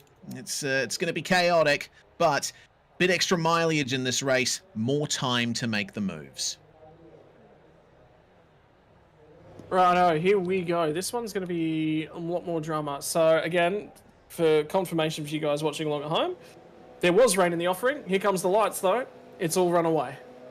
Yep, how far will Darren Lobb run away? Will Scotty McQueen get a better start than him? A little bit more rubber on that side of the grid there for drivers starting on the inside. Look at the start from the Frog Leap Juice car of Hamish Cleland. Cameron Dance did not get, Taylor Oakes did not get the start that he wanted there. Trying to search through for a move there was Nathan Allen, but there was no space on the run up to turn 1. Now we get to the braking zone, side by side, all the way behind. Darren Lobb trying his best to streak away here at the front.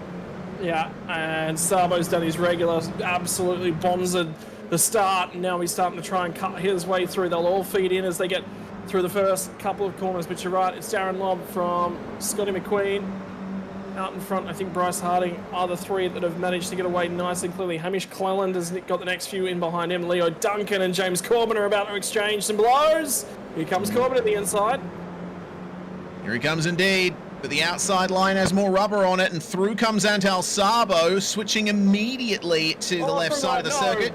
Oh, that's going to be a big chance for Sabo there too, but he didn't get to the inside there. Fortunately, the door opens on the left-hand side of the circuit.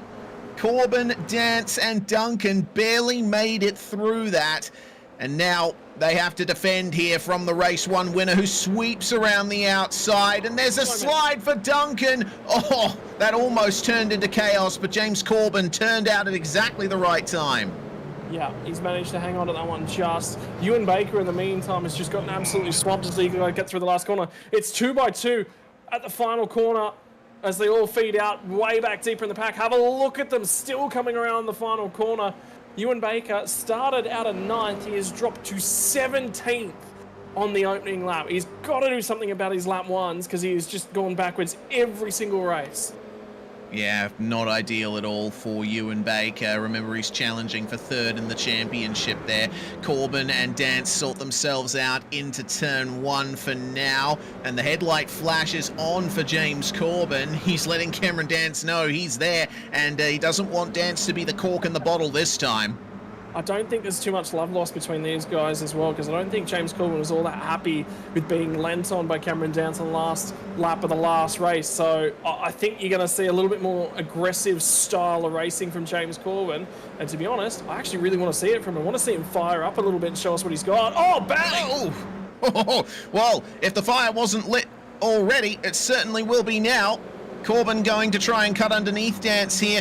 with the wider line coming into the corner, but it doesn't translate into the run down the straight he would have wanted.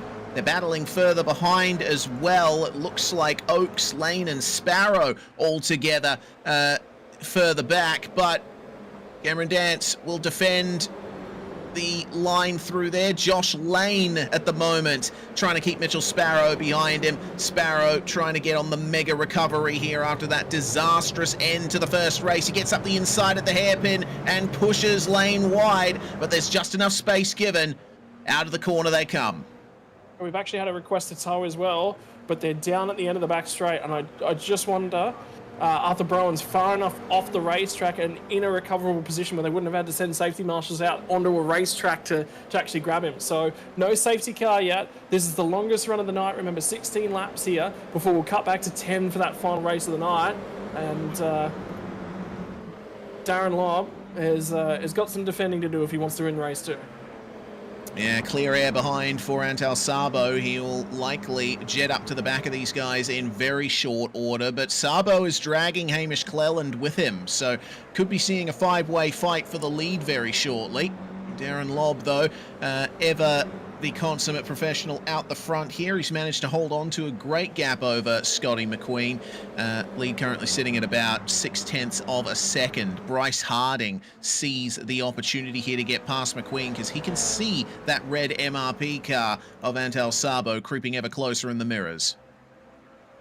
Yeah, so the difficulty would now be settle yourselves in, make sure that you're lapping, and for Harding, if you think you're a little bit quicker, I think he definitely is. The problem is, he probably needs to show a little bit of aggression. Avon Dunn's just had an issue a little bit further down the field as well. And I think he's also going to be released to tow because he's also off the track. So I think we should be okay to stay green here. Yeah. Drivers have pulled into the runoff areas to get that done. Big incident last corner.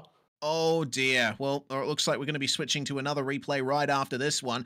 Going to see what happened to Arthur Browen, who, oh God, he was too aggressive into the right-hander there and absolutely smashed it. And so had to crawl down the straight there, unfortunately. And it looks like Darren Lobb is falling down the order because look at what's happened here at the chicane. Oh no, Darren Lobb. Again here at the fountain. It destroyed his first race, just about, and he's going to fall outside the top 10. What on earth happened? We've got an issue with the car at the last corner. I think it's Taylor Oaks as well. So it looks like Scotty McQueen really dialed up the aggression here. Oh, just straight into the back of Lobb. Was already hounding him through turn 1. And, yeah, Lobb, I don't think will be too happy with how that went.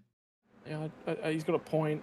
The problem for Taylor Oaks in this safety car is he is literally in the middle of the racing line, and this is blind. Yeah, okay, so the drivers will need to be very careful for Taylor Oaks.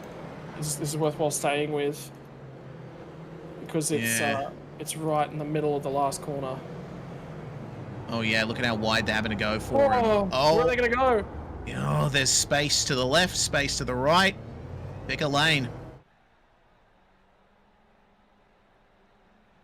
All right, let's see what happened to Taylor Oaks then to bring out this safety car here in race 2. On his way through the final part of the lap, and oh dear, I think he just missed his braking point there. Spinning just in front of him, and the track was blocked. Yeah. Oh dear, look at them piling in. Oh. Well, they can't see, it's blind. It's blind in there. You really can't see with how low these cars are. Yeah, it's really tough. There's a lot that's going to be coming out here from this round, I believe. Many incidents, including the one that Scotty McQueen put on Darren Lobb. I think Race Control might be looking at that one too.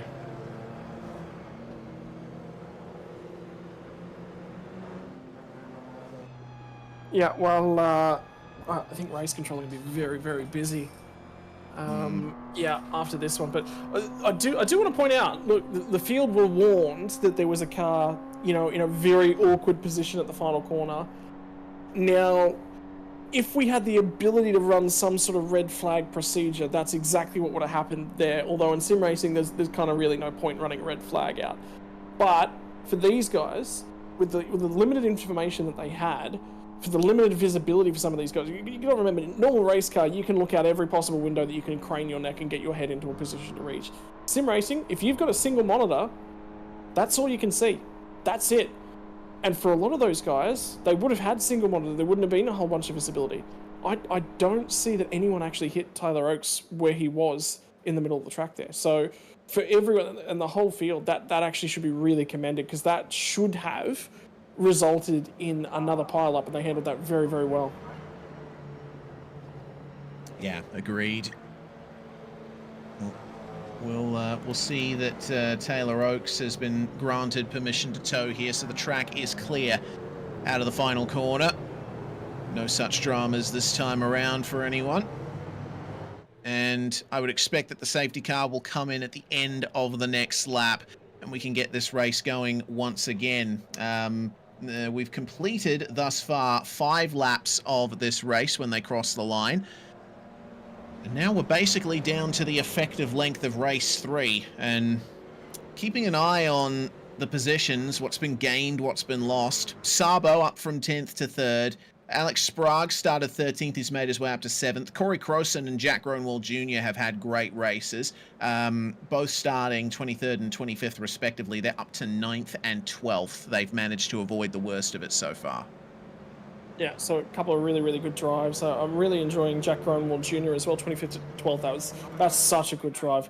I mean, again, very Jack Gronwall Jr. kind of drive, you know, gets out there, gets a bit of a scrap and goes forward. The big issue is Ewan Baker. He's recovered to 11th spot when he was 17th at the start. But yeah, he needs to be a little bit further forward than that. Certainly does. On the subject of Gronwall Jr.,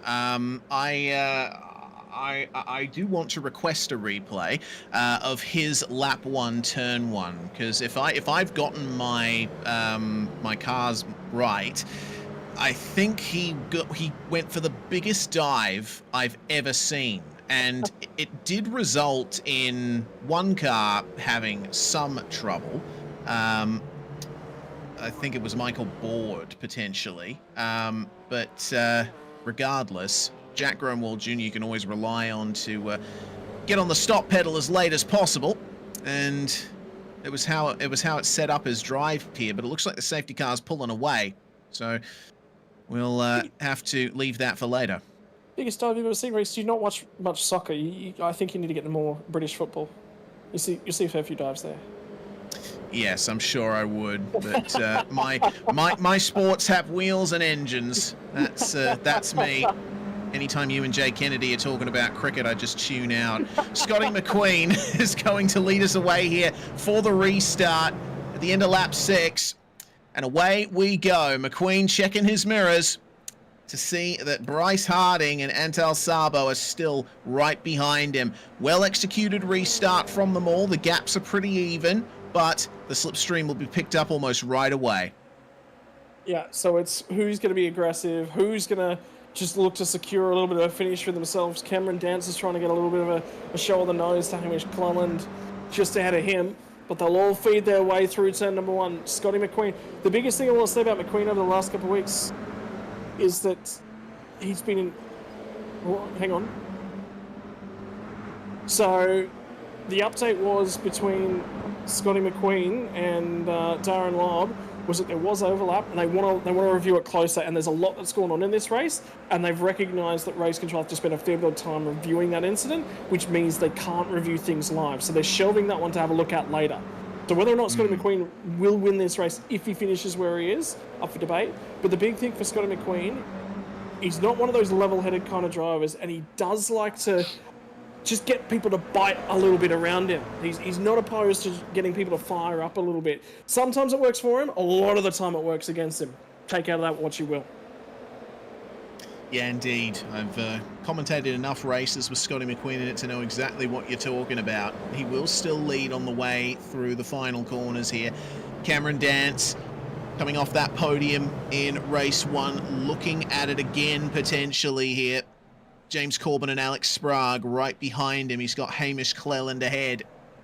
Antal Sabo starting to press at the back of Bryce Harding here and pulling out of the slipstream quite early. Some great momentum out of the final corner for the championship leader.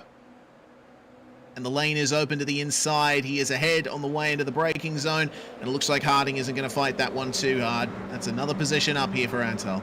Yeah, he knew that one was gone. So there's a time to fight, there's a time to yield, and he recognised slotting in meant that he's got a very, very good chance of a P3 overall rather than 4th or 5th, because that becomes very, very quickly the status quo if you elect to fight longer than you necessarily should have. Mitchell Sparrow's recovered to 10th spot now. Gronewall Jr. is not making any time, but he's also not losing any time. Anna Clements cut her way back through to 13th, so again, having a reasonable race too.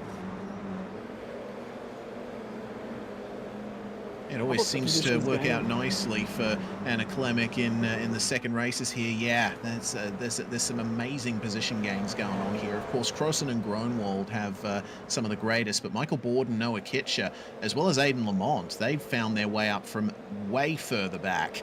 They were, of course, one of the many cars that had to retire from the first race.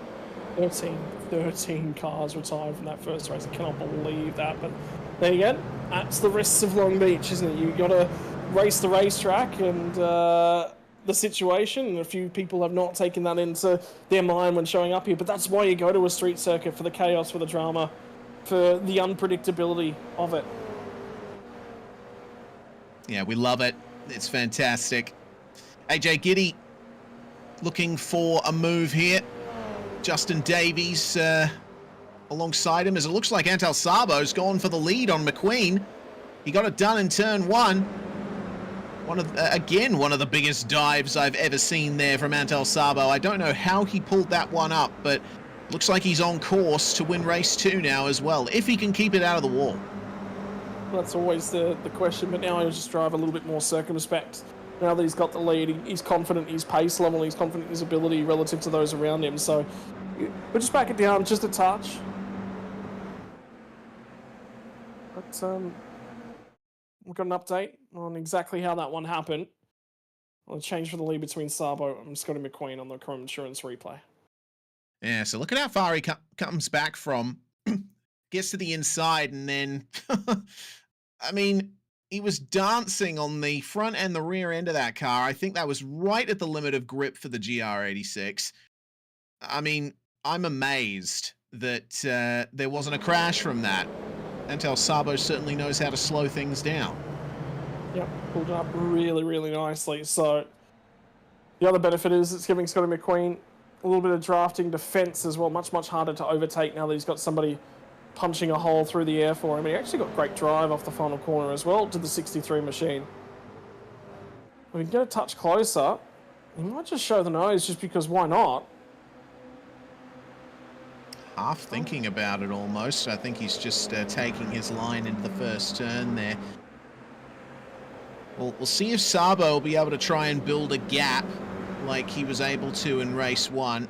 It's this part of the circuit where Antal seems to really shine. I mean, through those 2 corners alone, look at the gap that he's pulling. Yep. Now he's nearly clear, really. He's relying a little bit of toe for the moment, Scotty McQueen. Worthwhile noting as well, Ewan Baker, Jack Gronewall Jr. and Mitchell Sparrow have all tagged on the back end of this pack, so this now runs down the 12th spot. Tight fighting down the streets of Long Beach. Crossan, Duncan and Sparrow the main focus of the fight here, but Ewan Baker and Jack Gronewald starting to draw up on these 3. Crossan wants to hold on to as many positions as he can here. He is the driver with the most positions gained in the field. Further up, James Corbin still struggling to find his way past Cameron Dance. It looks like Hamish Cleland is proving to be the cork in the proverbial bottle here. Yeah, Colin's struggling just a lot. He's managing to stay with these guys. Again, that drafting support really helping him stick with them. But you're right, Cam Downs has got enough pace to just sort of stick ahead. Tell you what, Sprague's no slouch at the back end of this group either. He's managing, now that he's got a clean race car, to actually punch a little bit further forward. So, starting to work out for a few of these guys. I think if there's going to be a move, it's maybe Sparrow and Duncan is the next guy that looks like he's ready for ascend. Yeah, keep an eye out for Alex Sprague. Keep an eye out for Cameron Dance as well, because running his way out of the corner here, he's got one car ahead, one behind. He's arguably super well matched with the both of them, but it just feels like Hamish Cleland is able to keep the gap to an extent that Dance really can't fight back. Sabo is just walking away here. Already the lead is out to a full second over Scotty McQueen. Yeah, so Sabo, again, just showing such a clean pair of heels. I tell you what, he's got a touch faster in the first race with a hotter track temp. Ooh. As Intel Sabos, these guys are finally going to go fighting in behind, and this is Cam Downs and James Corbin going toe-to-toe. The hole opens up at the final corner, and he tries to shut him out, and that's a response from what happened in race one. Certainly was. Dance had the shoe on the other foot last time around, and now James Corbin will try and protect here coming into the first corner. Both of them losing time, and that brings Jack Gronwald, sorry, that's Alex Sprague there behind them. Wrong livery. Dance trying to get the position back here at turn one. Late on the brakes.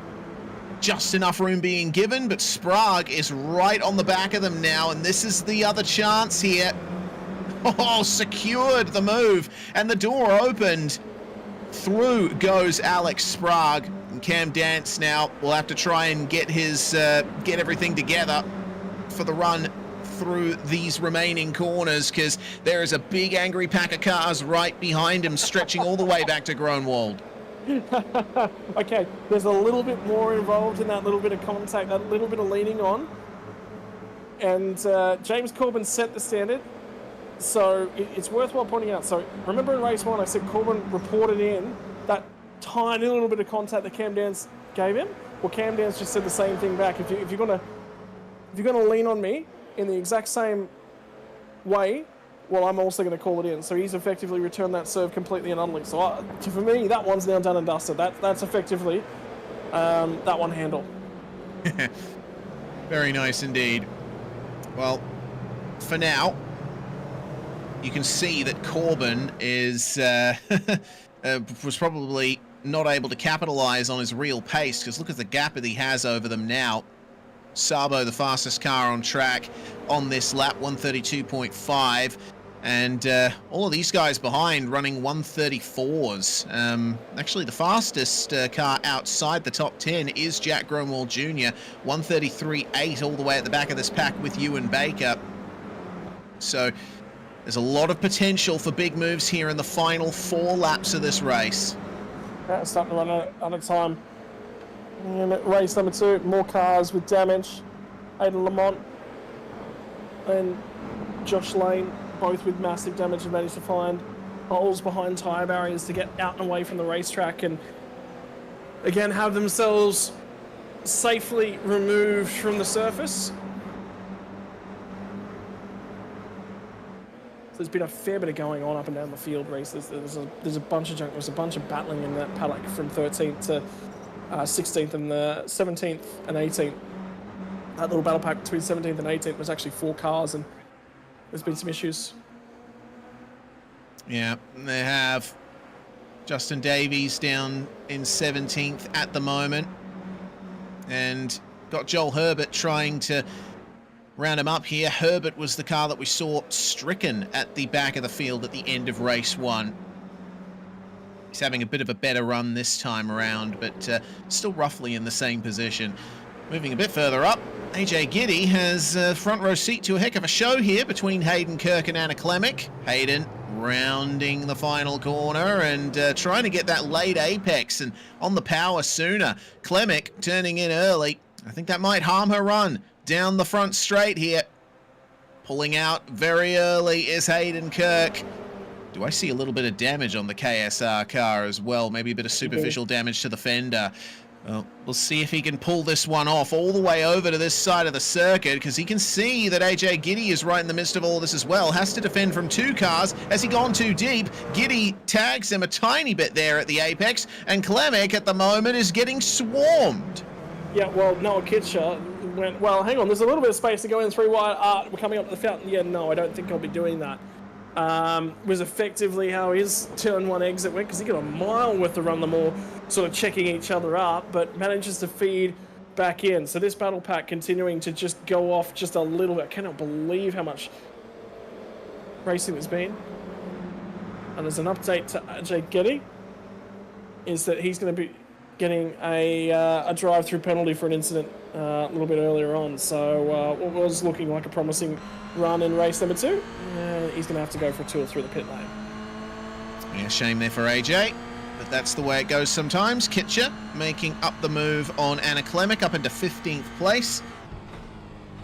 Tell you what, Noah would certainly be frustrated with how the night's gone for him. Remember, he qualified 7th for race 1. He was involved in the massive crash on lap 1, and he's been struggling to find his way forward from here. In comes Giddy ahead of him to serve that penalty, so that's going to be another freebie. Corbin, meanwhile, making up a further position. He's up into 4th. He just passed Cleland in the first turn. I'm just keeping an eye on Michael Board's actually stuck at the fountain. He's got his tire ripped off that car. So he's parked up in a very, very awkward place, and he cannot turn right at all. Technically off the racing line, you could argue. I want this car removed as quickly as possible. He was actually already given permission to tow, but...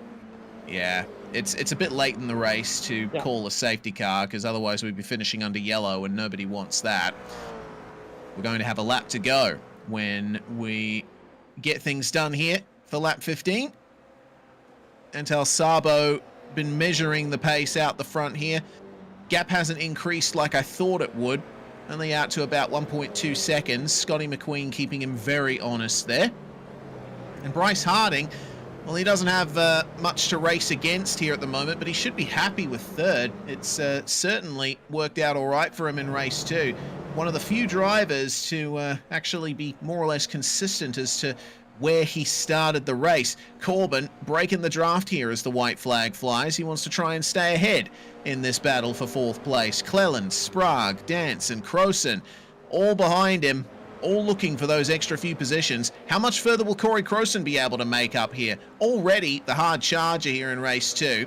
A little bit of extra slipstream and move in the right place, and he could make that even better. Just hearing there's been an issue for... I think it was 23 and 71, so that'll be Leo Duncan. I know it was Mitchell Sparrow that was issued the penalty, and he's been ordered to drop in behind Leo Duncan, which he has now done so. Yes, it was definitely 23, so he's had to give up 2 spots in the final lap of the race. But yeah, you're right. Corey Croson, great drive in this race. Again, I think the big thing is making sure you survive. I think that's going to be the big thing heading into race number 3, because we've seen major incidents in both races. So... You know, Antal Sabo's cut his way through. He's been aggressive, but the big thing, I think, is just those street circuit style incidents, Reese. Yeah, exactly. It's a concrete canyon here at Long Beach, and not all those who navigate it make it through, but Antal Sabo has led the way for a good part of this race, and he'll be rewarded with a 2nd race victory here tonight. Antal Sabo with... almost the perfect score thus far in this event. 2 race wins on the board now, with Scotty McQueen finishing in 2nd place. Great turnaround from race 1. Battle for 4th is won by James Corbin. Ewan Baker just managing to hold off Leo Duncan and Mitchell Sparrow, who crossed the line almost side by side. Noah Kitcher has made up 1 more position there in the final corner, passing Hayden Kirk in the hairpin. And he will find his way through to ultimately 13th place. Not a bad recovery. Reasonable effort. 29th to 13th, a very, very good day at the office. That 16 spots gained. So, very strong race for him. Worthwhile noting, so we've got the biggest winners, but how about the biggest losers? So, for Darren Lobb, goes to 5 laps down after being on pole, leading the opening couple of laps of the race, 25th spot when he gets home here in a few moments. Yeah, unfortunate as well for Taylor Oakes, who started 3rd and was involved in a lot of the drama here and classified 30th, 12 laps down on the rest of the field. There's been quite a few drivers who will come out of this round not satisfied with their performance, or maybe even those around them, but Antal Sabo has a lot to be satisfied with there. 1.5 seconds the gap for the lead in the end, and the top 10 rounded out by Leo Duncan. There's not going to be a top 10 invert for this final race of the night, so where they are here is where they're going to be starting. Giddy 18th after his penalty, and then we got into retirement territory. Lane was out late, so was Williams, Lamont, Mallard, Lobb, Allen, Watson, Dunn, Gregory, and Oakes, rounding out your top 30, and not making it very far into the race at all were the 2 cars of Arthur Brown and Thomas Mallard. Well, with all of that, we have a opportunity to take a breather here on NZ Sim Racing TV. One more race coming up here for the NZ Toyota 86 E-Cup here at Long Beach.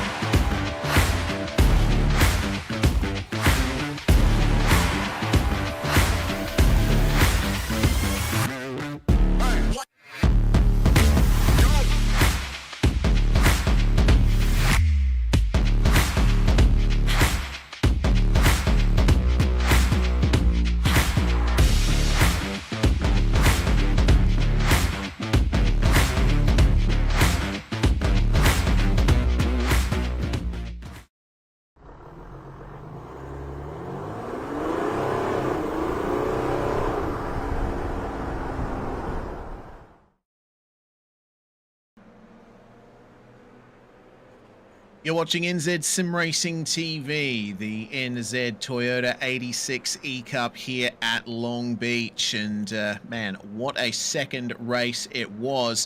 We do have our second place finisher, Scotty McQueen, with us here from race 2. Welcome, Scotty. First time we've had a chance to chat to you here this season, I believe.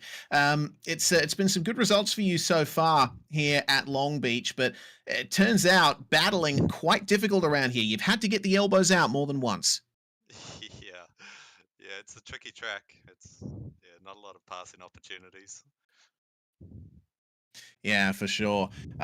You were making your way through the big incidents on your way through in race 1, also in race 2 as well. And I think the points on offer here for race 3, it's going to be a big opportunity for you because we dealt with the invert, and you made good use of that. So race 3 coming up, front row start. Do you think that you'll be able to keep up with Antel?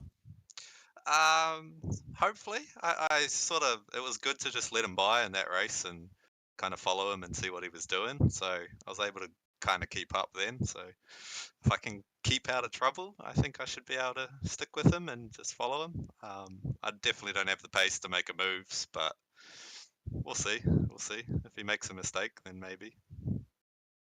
We've had that ever-present threat of rain hanging over us here from the moment the server went up, but unfortunately for us up here in the comms box, it looks like the rain is going to stay away. The track will be, I think, a bit cooler, though, for race 3. How do you think that's going to affect things?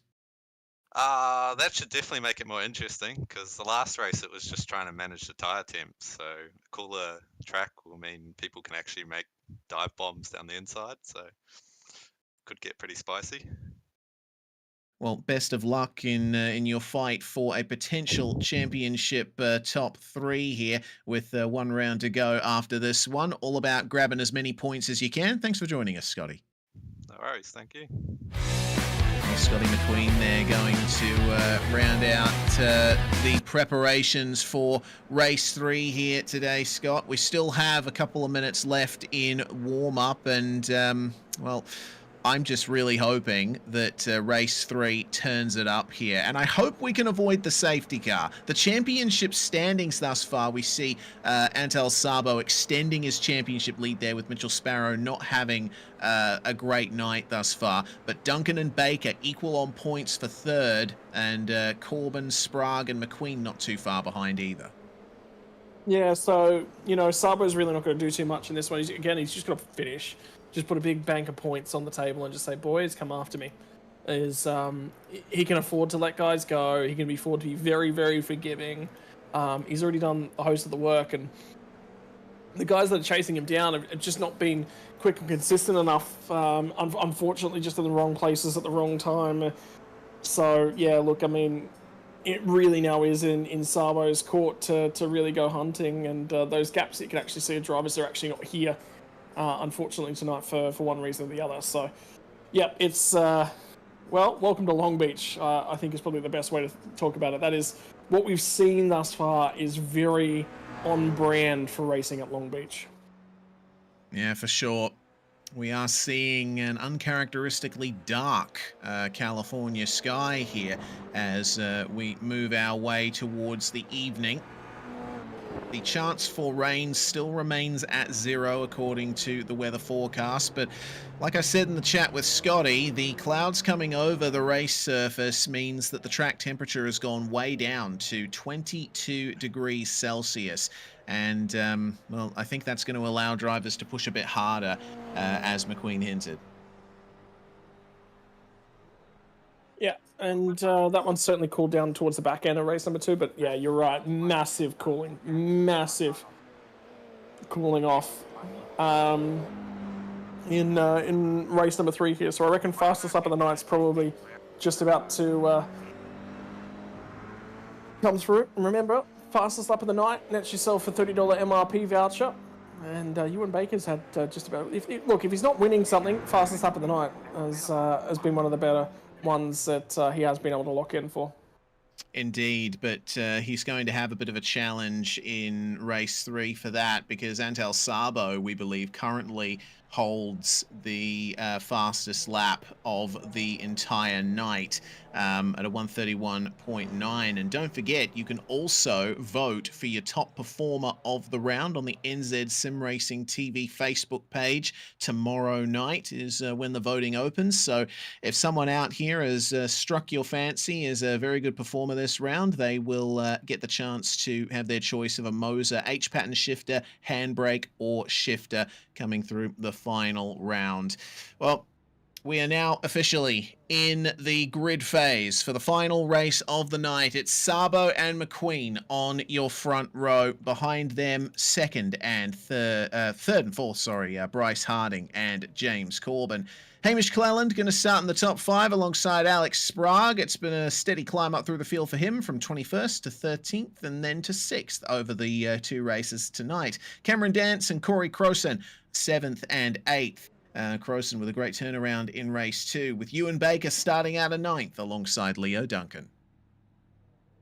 Get outside the top 10. Mitchell Sparrow is going to need something better than an 11th place if he's going to look to challenge for the championship. Could this be the night where Sabo all but locks it up? Jack Gromwall Jr.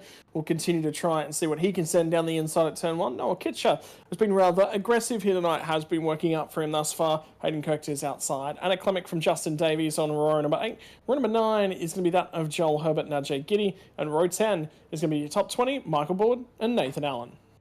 21st, Josh Lane, Tyler Williams, 22nd, Aidan Lamont and Darren Lobb will be on the 12th row there. Lobb wanting a comeback after starting from pole in race 2 and finishing down there. Hugo Allen and Mark Mallard will be row 13 with James Watson and Avon Dunn, 27th and 28th. Top 30 rounded out by Aidan Gregory and Taylor Oakes. Then we have Arthur Brown taking up the final spot on the grid, as I believe we do not have Thomas Mallard in the server anymore. Just a few seconds remaining before the lights go up. It is incredibly dark out there, so we're going to have to look hard to see who is where.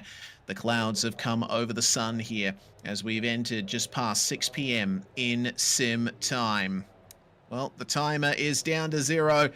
And the revs will go all the way up here for the race start. Final race at Long Beach for the Toyota 86 E-Cup New Zealand. Away we go.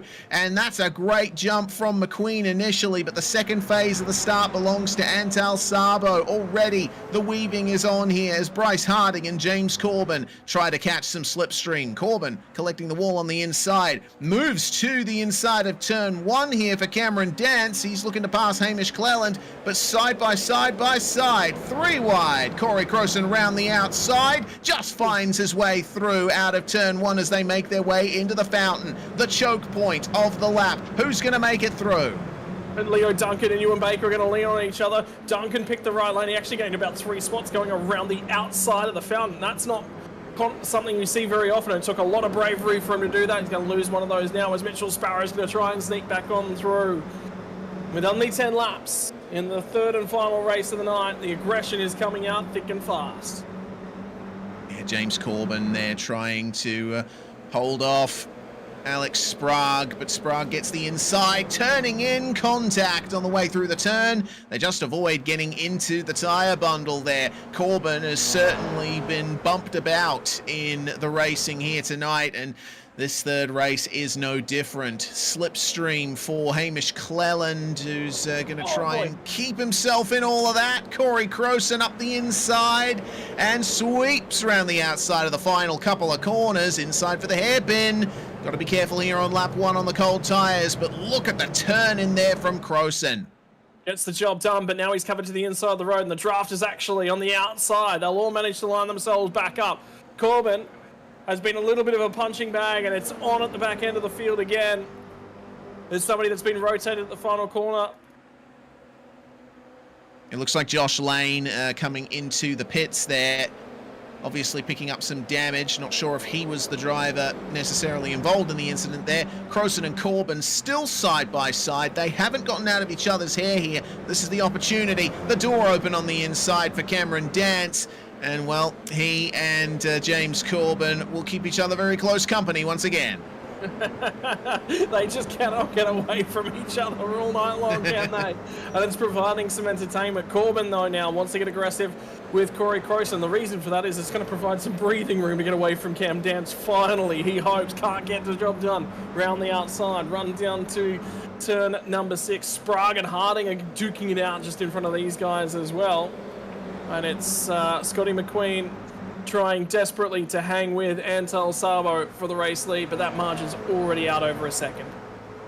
Well, the benefit for McQueen is he's got a huge gap behind, looking like around about 2.3 seconds to the battle for third on back, which basically stretches all the way down to 14th. These guys right in the middle of it here. Ewan Baker trying to make some moves here on Hamish Cleland, who's fallen down the order a bit here in this third and final race. 3 positions down from where he started, but Baker now as Mitchell Sparrow for company. Sparrow making it back into the top 10 finally for the first time since race 1, just before the massive crash on the back straight. Well, we're already getting deep into race number 2 as well. That, you know, we're on to lap 3 of 10, so we're already a fifth of the way through this one. Have a look at Cleland trying to feed his way in through the first sector. Have a look at the battling that's going on behind him as well, trying to feed in to the fountain. That'll be Mitchell Sparrow again trying to get aggressive. Harding holding on to third place, and look at how much the aggression's been dialed up here in race 3. Practically every driver making contact with the wall on the outside there. Alex Sprague stands a chance at getting a podium here in race 3, but Bryce Harding wants it just as much. This is going to be a massive fight indeed. They're being left behind by McQueen and Sabo. Croson and Corbin also getting into the wall on the exit there. It feels like a powder keg, doesn't it, Scott? I'm just waiting for that moment when someone pushes it a little too far. Just a little spark. That's all it's going to take, because they bounce up and over the curbs. And just barely hang on to it. And the problem with the 86 is that bounce, bounce, bounce. Well, there's no weight on the tyres whilst it's bouncing. It's inconsistent grip as well. So sometimes it can get away from you. You're sort of balance it gingerly.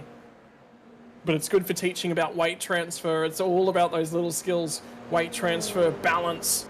What an oversteery car is actually doing in the suspension. You can actually feel the body roll going through. So it's a lot of very, very important little skills happening in slow motion. It feels like there's paths for P3s going on in slow motion too, the long run down the front straight.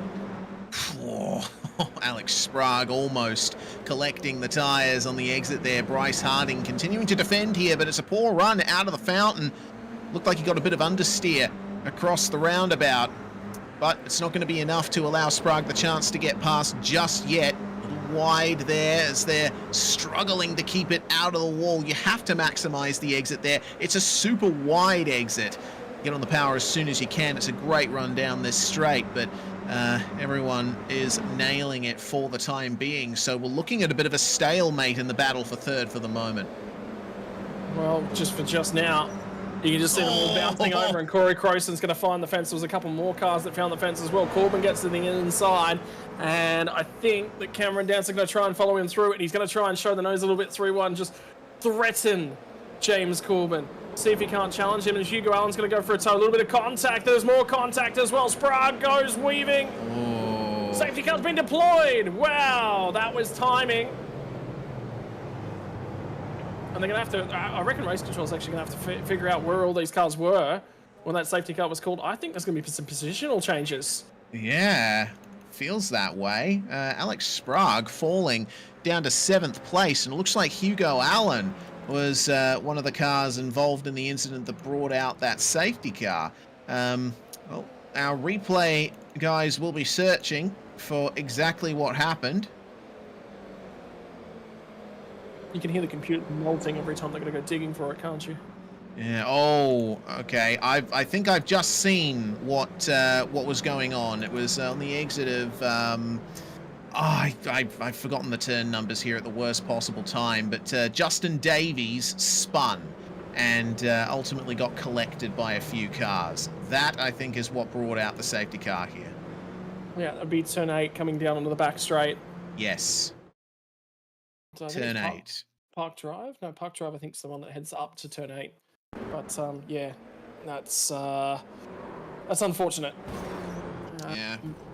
Coming out the other side, you see what happens here, and oh god, it all goes off right on the exit there. It looks like Joel Herbert, he just completed a move on Arthur Browen, and well, he was greeted with the sight of Justin Davies right on the racing line on the exit of the corner, and well, that's all she wrote.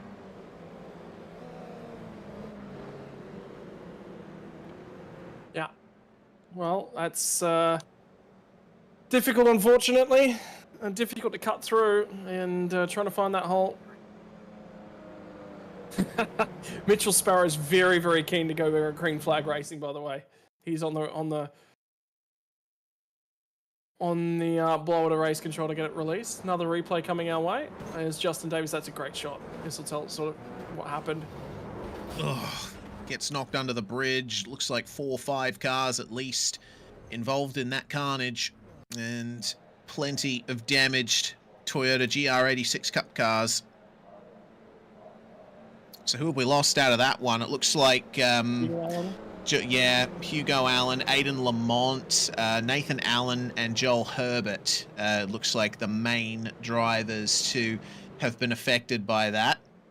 Aben Dunn was involved in something. I don't know if it was the same thing, but they're actually an extra lap down. So Yeah. I'm thinking probably not.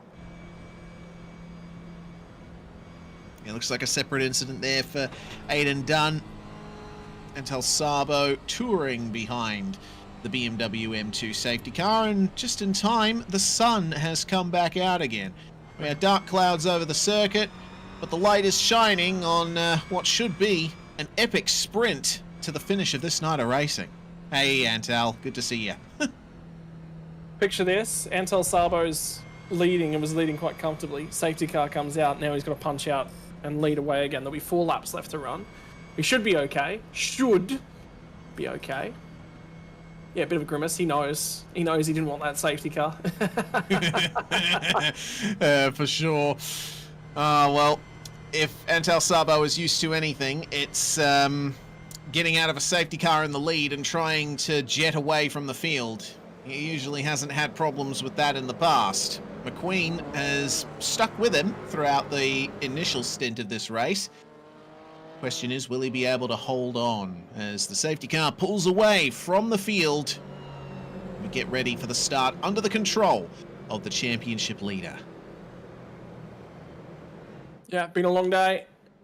Been a lot of safety cars, been a lot of wrecked bits and pieces, junk thrown around the course, but the benefit is street circuits. You sort of got to expect that. Sometimes you're on the beneficiary of it, sometimes you're on the worst end of the stick. Final 4 laps, and there's 1 round to go after this. And Antal Sabo could be looking at a very, very easy final round if it finishes as it is. Green flag is out, green flag drops, and Sabo is rocketing away from the front of this field. McQueen eyes forward on the Zoom feed. Not Zoom, it's really Ninja that we're using to get the driver cams up here, but you can see the concentration on his face for sure as they make their way down to turn 1 for the 7th time in this race. 4 laps remain. And it's a nice smooth run through turn 1 for our front runners. Other drivers getting up to a start behind, and looks like things are relatively calm for the moment, but James Corbin and Cameron Dance, they are close once again. I'm sure we're going to be seeing a bit of rollicking good fun from these two. Yeah, starting to run away yet again. Ewan Baker's unfortunately had some drama on the restart as well. Kirk. Oh dear. That's a bad spot. It was near the back of the field though, so not many cars had to navigate past him. Hamish Cleland as well. Back up into 7th place with Mitchell Sparrow still trying to gain something here from the night. 2nd in the championship coming into this round was Mitchell Sparrow. It all went so horrifically wrong for him. But he still has a chance to make up a few more places here. It's well defended by Cleland though. Ewan Baker's got a very, very damaged race car. He's just going to, again, try and survive and get through the back end of this race, but he's going to have a lot of problems getting to the end right now. But this battle pack, Sparrow gets to the inside again, can't get the drive off of that final corner. So Corey Croson's going to find some legs around the outside and see if he can't pick off some spots on the run down to turn 1. Ewan Baker's in the pits. He's getting the car repaired. That is far from ideal there for Ewan.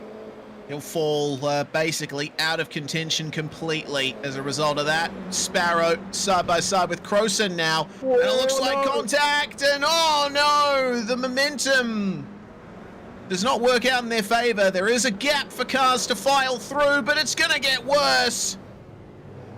Leo Duncan going around there as well. They just get up to speed in time for Josh Lane and Mark Mallard to find their way through.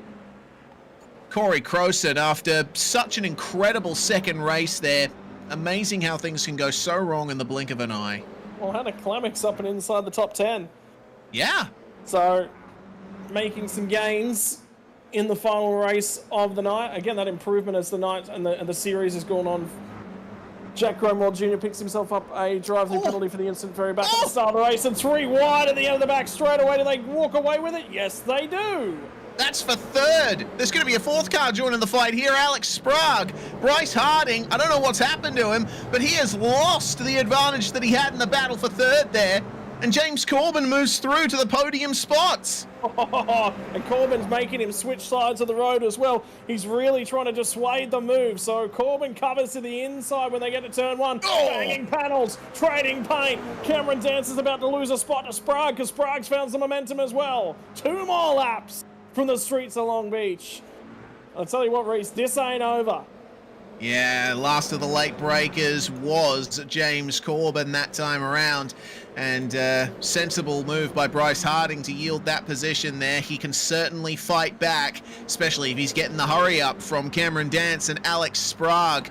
McQueen continuing to jet away up ahead of these guys, but James Corbin has a little bit of breathing room. There's a car between himself and Cameron Dance now, and he has a chance here to run away with third. He's just got to hope that Dance and Sprague are able to try more moves on Harding. Yeah, see if they can get a little bit of assistance. Corbin would love to finish race number 3 on the podium. And Cameron Dance is going to find a glancing blow on the outside wall. And here comes the draft blocking. That was a heavy hit for Cameron Dance. That's completely arrested his momentum. He's still going to try into turn 9. But Alex Sprague reigns supreme in that section of the circuit. Harding versus Corbin then for P3. And Harding's still managing to keep within a reasonable distance. The slipstream should be with him here as the white flag flies. 1 lap to go at Long Beach. Chantel Sabo leads by 2.1 seconds over Scotty McQueen. But we still don't know who's going to finish on the podium. No, that we don't. Final lap of the evening. It's all come down to this for these guys, and 1 more week left to run, and Cameron Dance was sending a big old dive bomb at Alex Sprague. It looks like it might be a 2-horse race now for third because they're just a touch too far back. I Nice wonder turn whether or in. not there's contact between Sparrow and Cleland at turn 1, by the way. Ah, yes. The fight still continuing for P7 a bit further back. It looks like this battle has started to fizzle out slightly as they find their way through to turn 7 here. Really love the wide exit of this corner. It gives you so much of a chance to build that momentum. Speaking of momentum, how about Antal Sabo? His momentum was arrested a bit at Motegi, but he's come back in style here at Long Beach. And with the lead now out over 2.5 seconds, he's actually still having some trouble with the curbs. But he's keeping it smooth. He's keeping it controlled. Down on the throttle pedal, out of the hairpin. And it's going to be 3 race wins tonight from Antal Sabo. Right back to the form that we saw from him at the start of the season. Yep. One blip on his radar. One tiny little chink in the armour at Motegi, but other than that, he has been on top of the world. And oh my word, Hayden Kirk has gone for a joyride that's ended in the wrong orientation. Not nice. Looks like he was dealing with damage already. It was actually contact with Arthur Browen in turn 1 that gave him a lot of damage, and then the suspension was destroyed. It looks like the car just rolled itself, really. Yeah, he's got damage. There's 100% something wrong with that one. Hmm. Suspension broken. It didn't lean like it should have. Well, flip for Hayden Kirk. Not the way he wanted his night to end. But Antal Sabo wins the race here today and takes the round win in dominant fashion, with Scotty McQueen and James Corbin rounding out your podium, and Corbin will be very happy with that one. Harding and Sprague round out your top 5, with Dance matching his car number to finish in 6th, with Sparrow, Cleland, Giddy and Klemic rounding out the top 10. Brilliant recovery there from AJ and Anna. Outside the 10, Darren Lobb recovers to finish his last race of the night at P11. Noah Kitcher, Justin Davies, Josh Lane, and Michael Board. Your top 15. Leo Duncan from Arthur Brown. And we'll get back outside the 20 there, Reese. We certainly will. Corey Croson will be disappointed with his finish there. So will Jack Gronwald, who got a black flag in race 3. Aidan Gregory, Taylor Oakes and Ewan Baker all finishing 3 laps down. That will destroy Baker's chance at challenging for the title, but might still be involved in the battle for 5th or 3rd as we round out our field. And man, the moment of the race is one that I'm certainly going to be looking forward to. But the championship standings coming out of this round see Antal Sabo extend his championship lead to 39 points. Sparrow minimised the damage as best he could there in race 3, but I think it all went wrong for him in race 1 there. Yep. Such a big swing. Yeah, and then he was just in the recovery drive for the rest of the night, and that was the big issue. If he'd have survived, if he'd have finished 10th in race 1, he would have been on a very, very good chance. So realistically, all he had to do was survive that crash in race 1, and he would have been in with a huge opportunity to stay with Sabo, or at least take some points out of him, but it's not fallen that way. Corbin's picked up a bunch of points. He's now right there and in championship contention. Ewan Baker drops away even further, so his run of poor luck continues. I really think this one comes down to Reese. It's just who can survive over the last couple of rounds is what we've seen. First 2 rounds, everyone was sort of, pretty sedentary, nice and clean, wasn't too bad. The last 2 rounds, oh boy, it's been crazy. Yeah, it's gone off. Certainly has gone off. One driver who was able to overcome all of this as we round out our championship standings there is James Corbin, who finished in 3rd here in race 3. And wow, what a run it was from Mr. Corbin. I can't drag him for some reason. There he is. James Corbin joining us now, and very consistent results from you, James. We had a little look at you earlier in the night, and things were looking really good, and a fourth, and a 3rd from the night's racing. Certainly some hard racing as well, particularly with Cam Dance.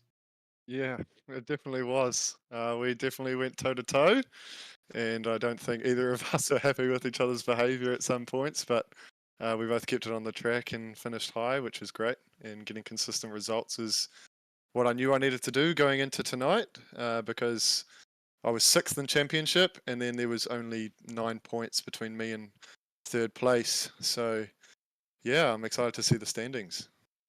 Yeah, we just took a look at them, and they're certainly looking good for you.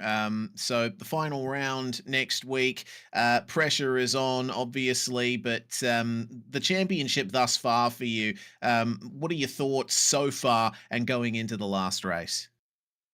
Yeah, I've actually really enjoyed it. I didn't really know what to expect going into it because I haven't done a esports or a series or a league before. And it's been very challenging, eye-opener to see how close we all are and how it's hard to pass, and it's a bit different from normal racing on iRacing. So I've been very pleased and taken it as a learning experience. And there's definitely some more work to do to go and beat Antal.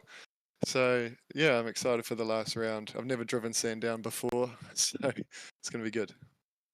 Indeed, we're looking forward to it. Best of luck, James, and congratulations on the podium. We'll see you next round. Yeah, thank you. Have a good night. James Corbin there, third place in race 3 here. It looks like next up we have our fastest lap award, Scott, which will go to Antal Sabo, picking himself up a $30 voucher for MRP Sim Racing Store.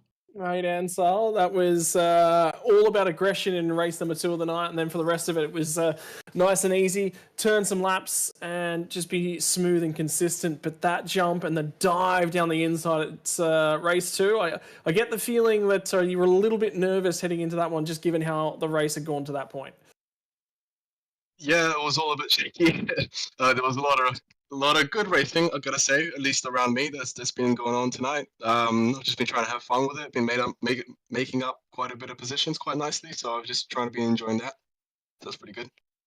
Right, in terms of things, fastest lap, $30 voucher on its way to you for Manon Racing products, brother. It's being smooth, quick, and consistent. Surprising, I think we all were a fair bit surprised. That fastest lap actually came in race number 1, which was the hottest conditions of the night, which we all sat there and went, huh? How did that happen, given that race 2 was about 15 degrees cooler? Oh, sorry, race 3 was 15 degrees cooler.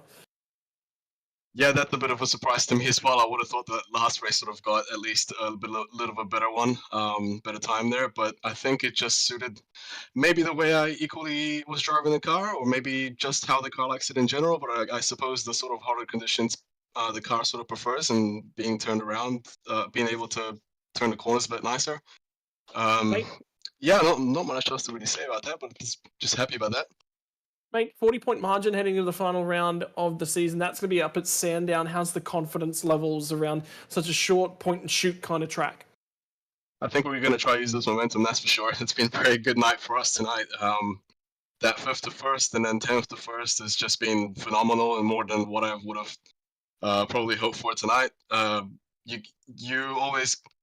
Round 1 and 2 were awesome for me, but you can't always keep going, oh yeah, it's just all gonna unfold for you. So I'm just super thankful that it did for us, and we've been able to take our chances where when we needed to. So we'll head into Sandown taking the momentum, so we'll see if it helps us.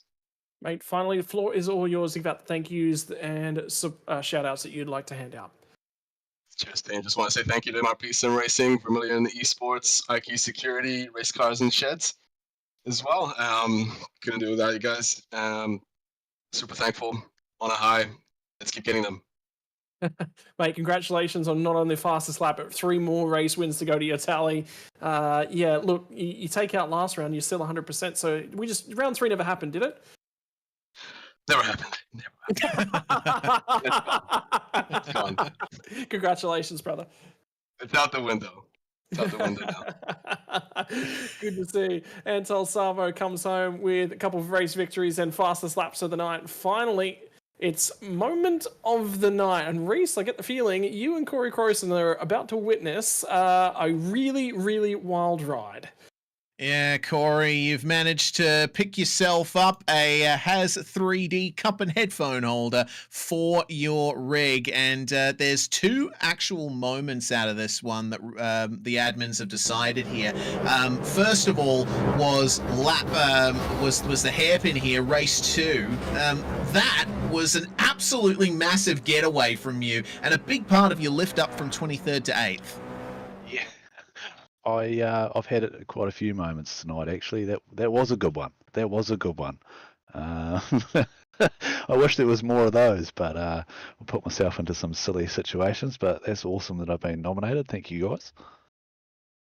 Yeah, I mean, obviously, yeah, it was a disappointing end to the night, and it's not what you wanted to see out of race 3. But yeah, race 2, Scott and I were marveling the whole way through it, just how much you managed to elevate your way up through the field. And I didn't even realize until we saw the moment of the round that was part of what did it for you there. It's a concrete canyon, this place, and it's all about finding that gap through. A little bit of luck playing its part as well. Oh, absolutely. Plenty of luck involved. I think I've had both ends of the stick. Plenty of lucky moments and plenty of unlucky moments. But yeah, otherwise it's an awesome track and really good fun. So no, I enjoyed it. Well, with the amount of sort of seeing ahead you had to do around here, did you think about taking your eyes out and put them on the top of your hat? It would Give you a better probably view? help. Yeah, that's right. That's right. Dead right. I'll be able to see over the dash and probably the car in front. But no, we didn't. We didn't do that. Don't worry. We didn't race with the hat. This has just been requested by one of the stewards, so we thought we'd put that on. Fair enough. Fair enough. Always enjoy seeing those little quirky bits that drivers like you pull here on the camera feeds. Well, congratulations, Corey. Really appreciate you coming on board for a chat, and we hope that you enjoy your headphone and cup holder thanks to Has 3D. Oh, absolutely. Will do. Thank you very much. Well, Corey Crowson will say his goodbyes, and we'll say our goodbyes to everyone here, Scott. My goodness, what a round it was here at Long Beach. Things have been set up incredibly for the final round in a week's time at Sandown Motor Raceway.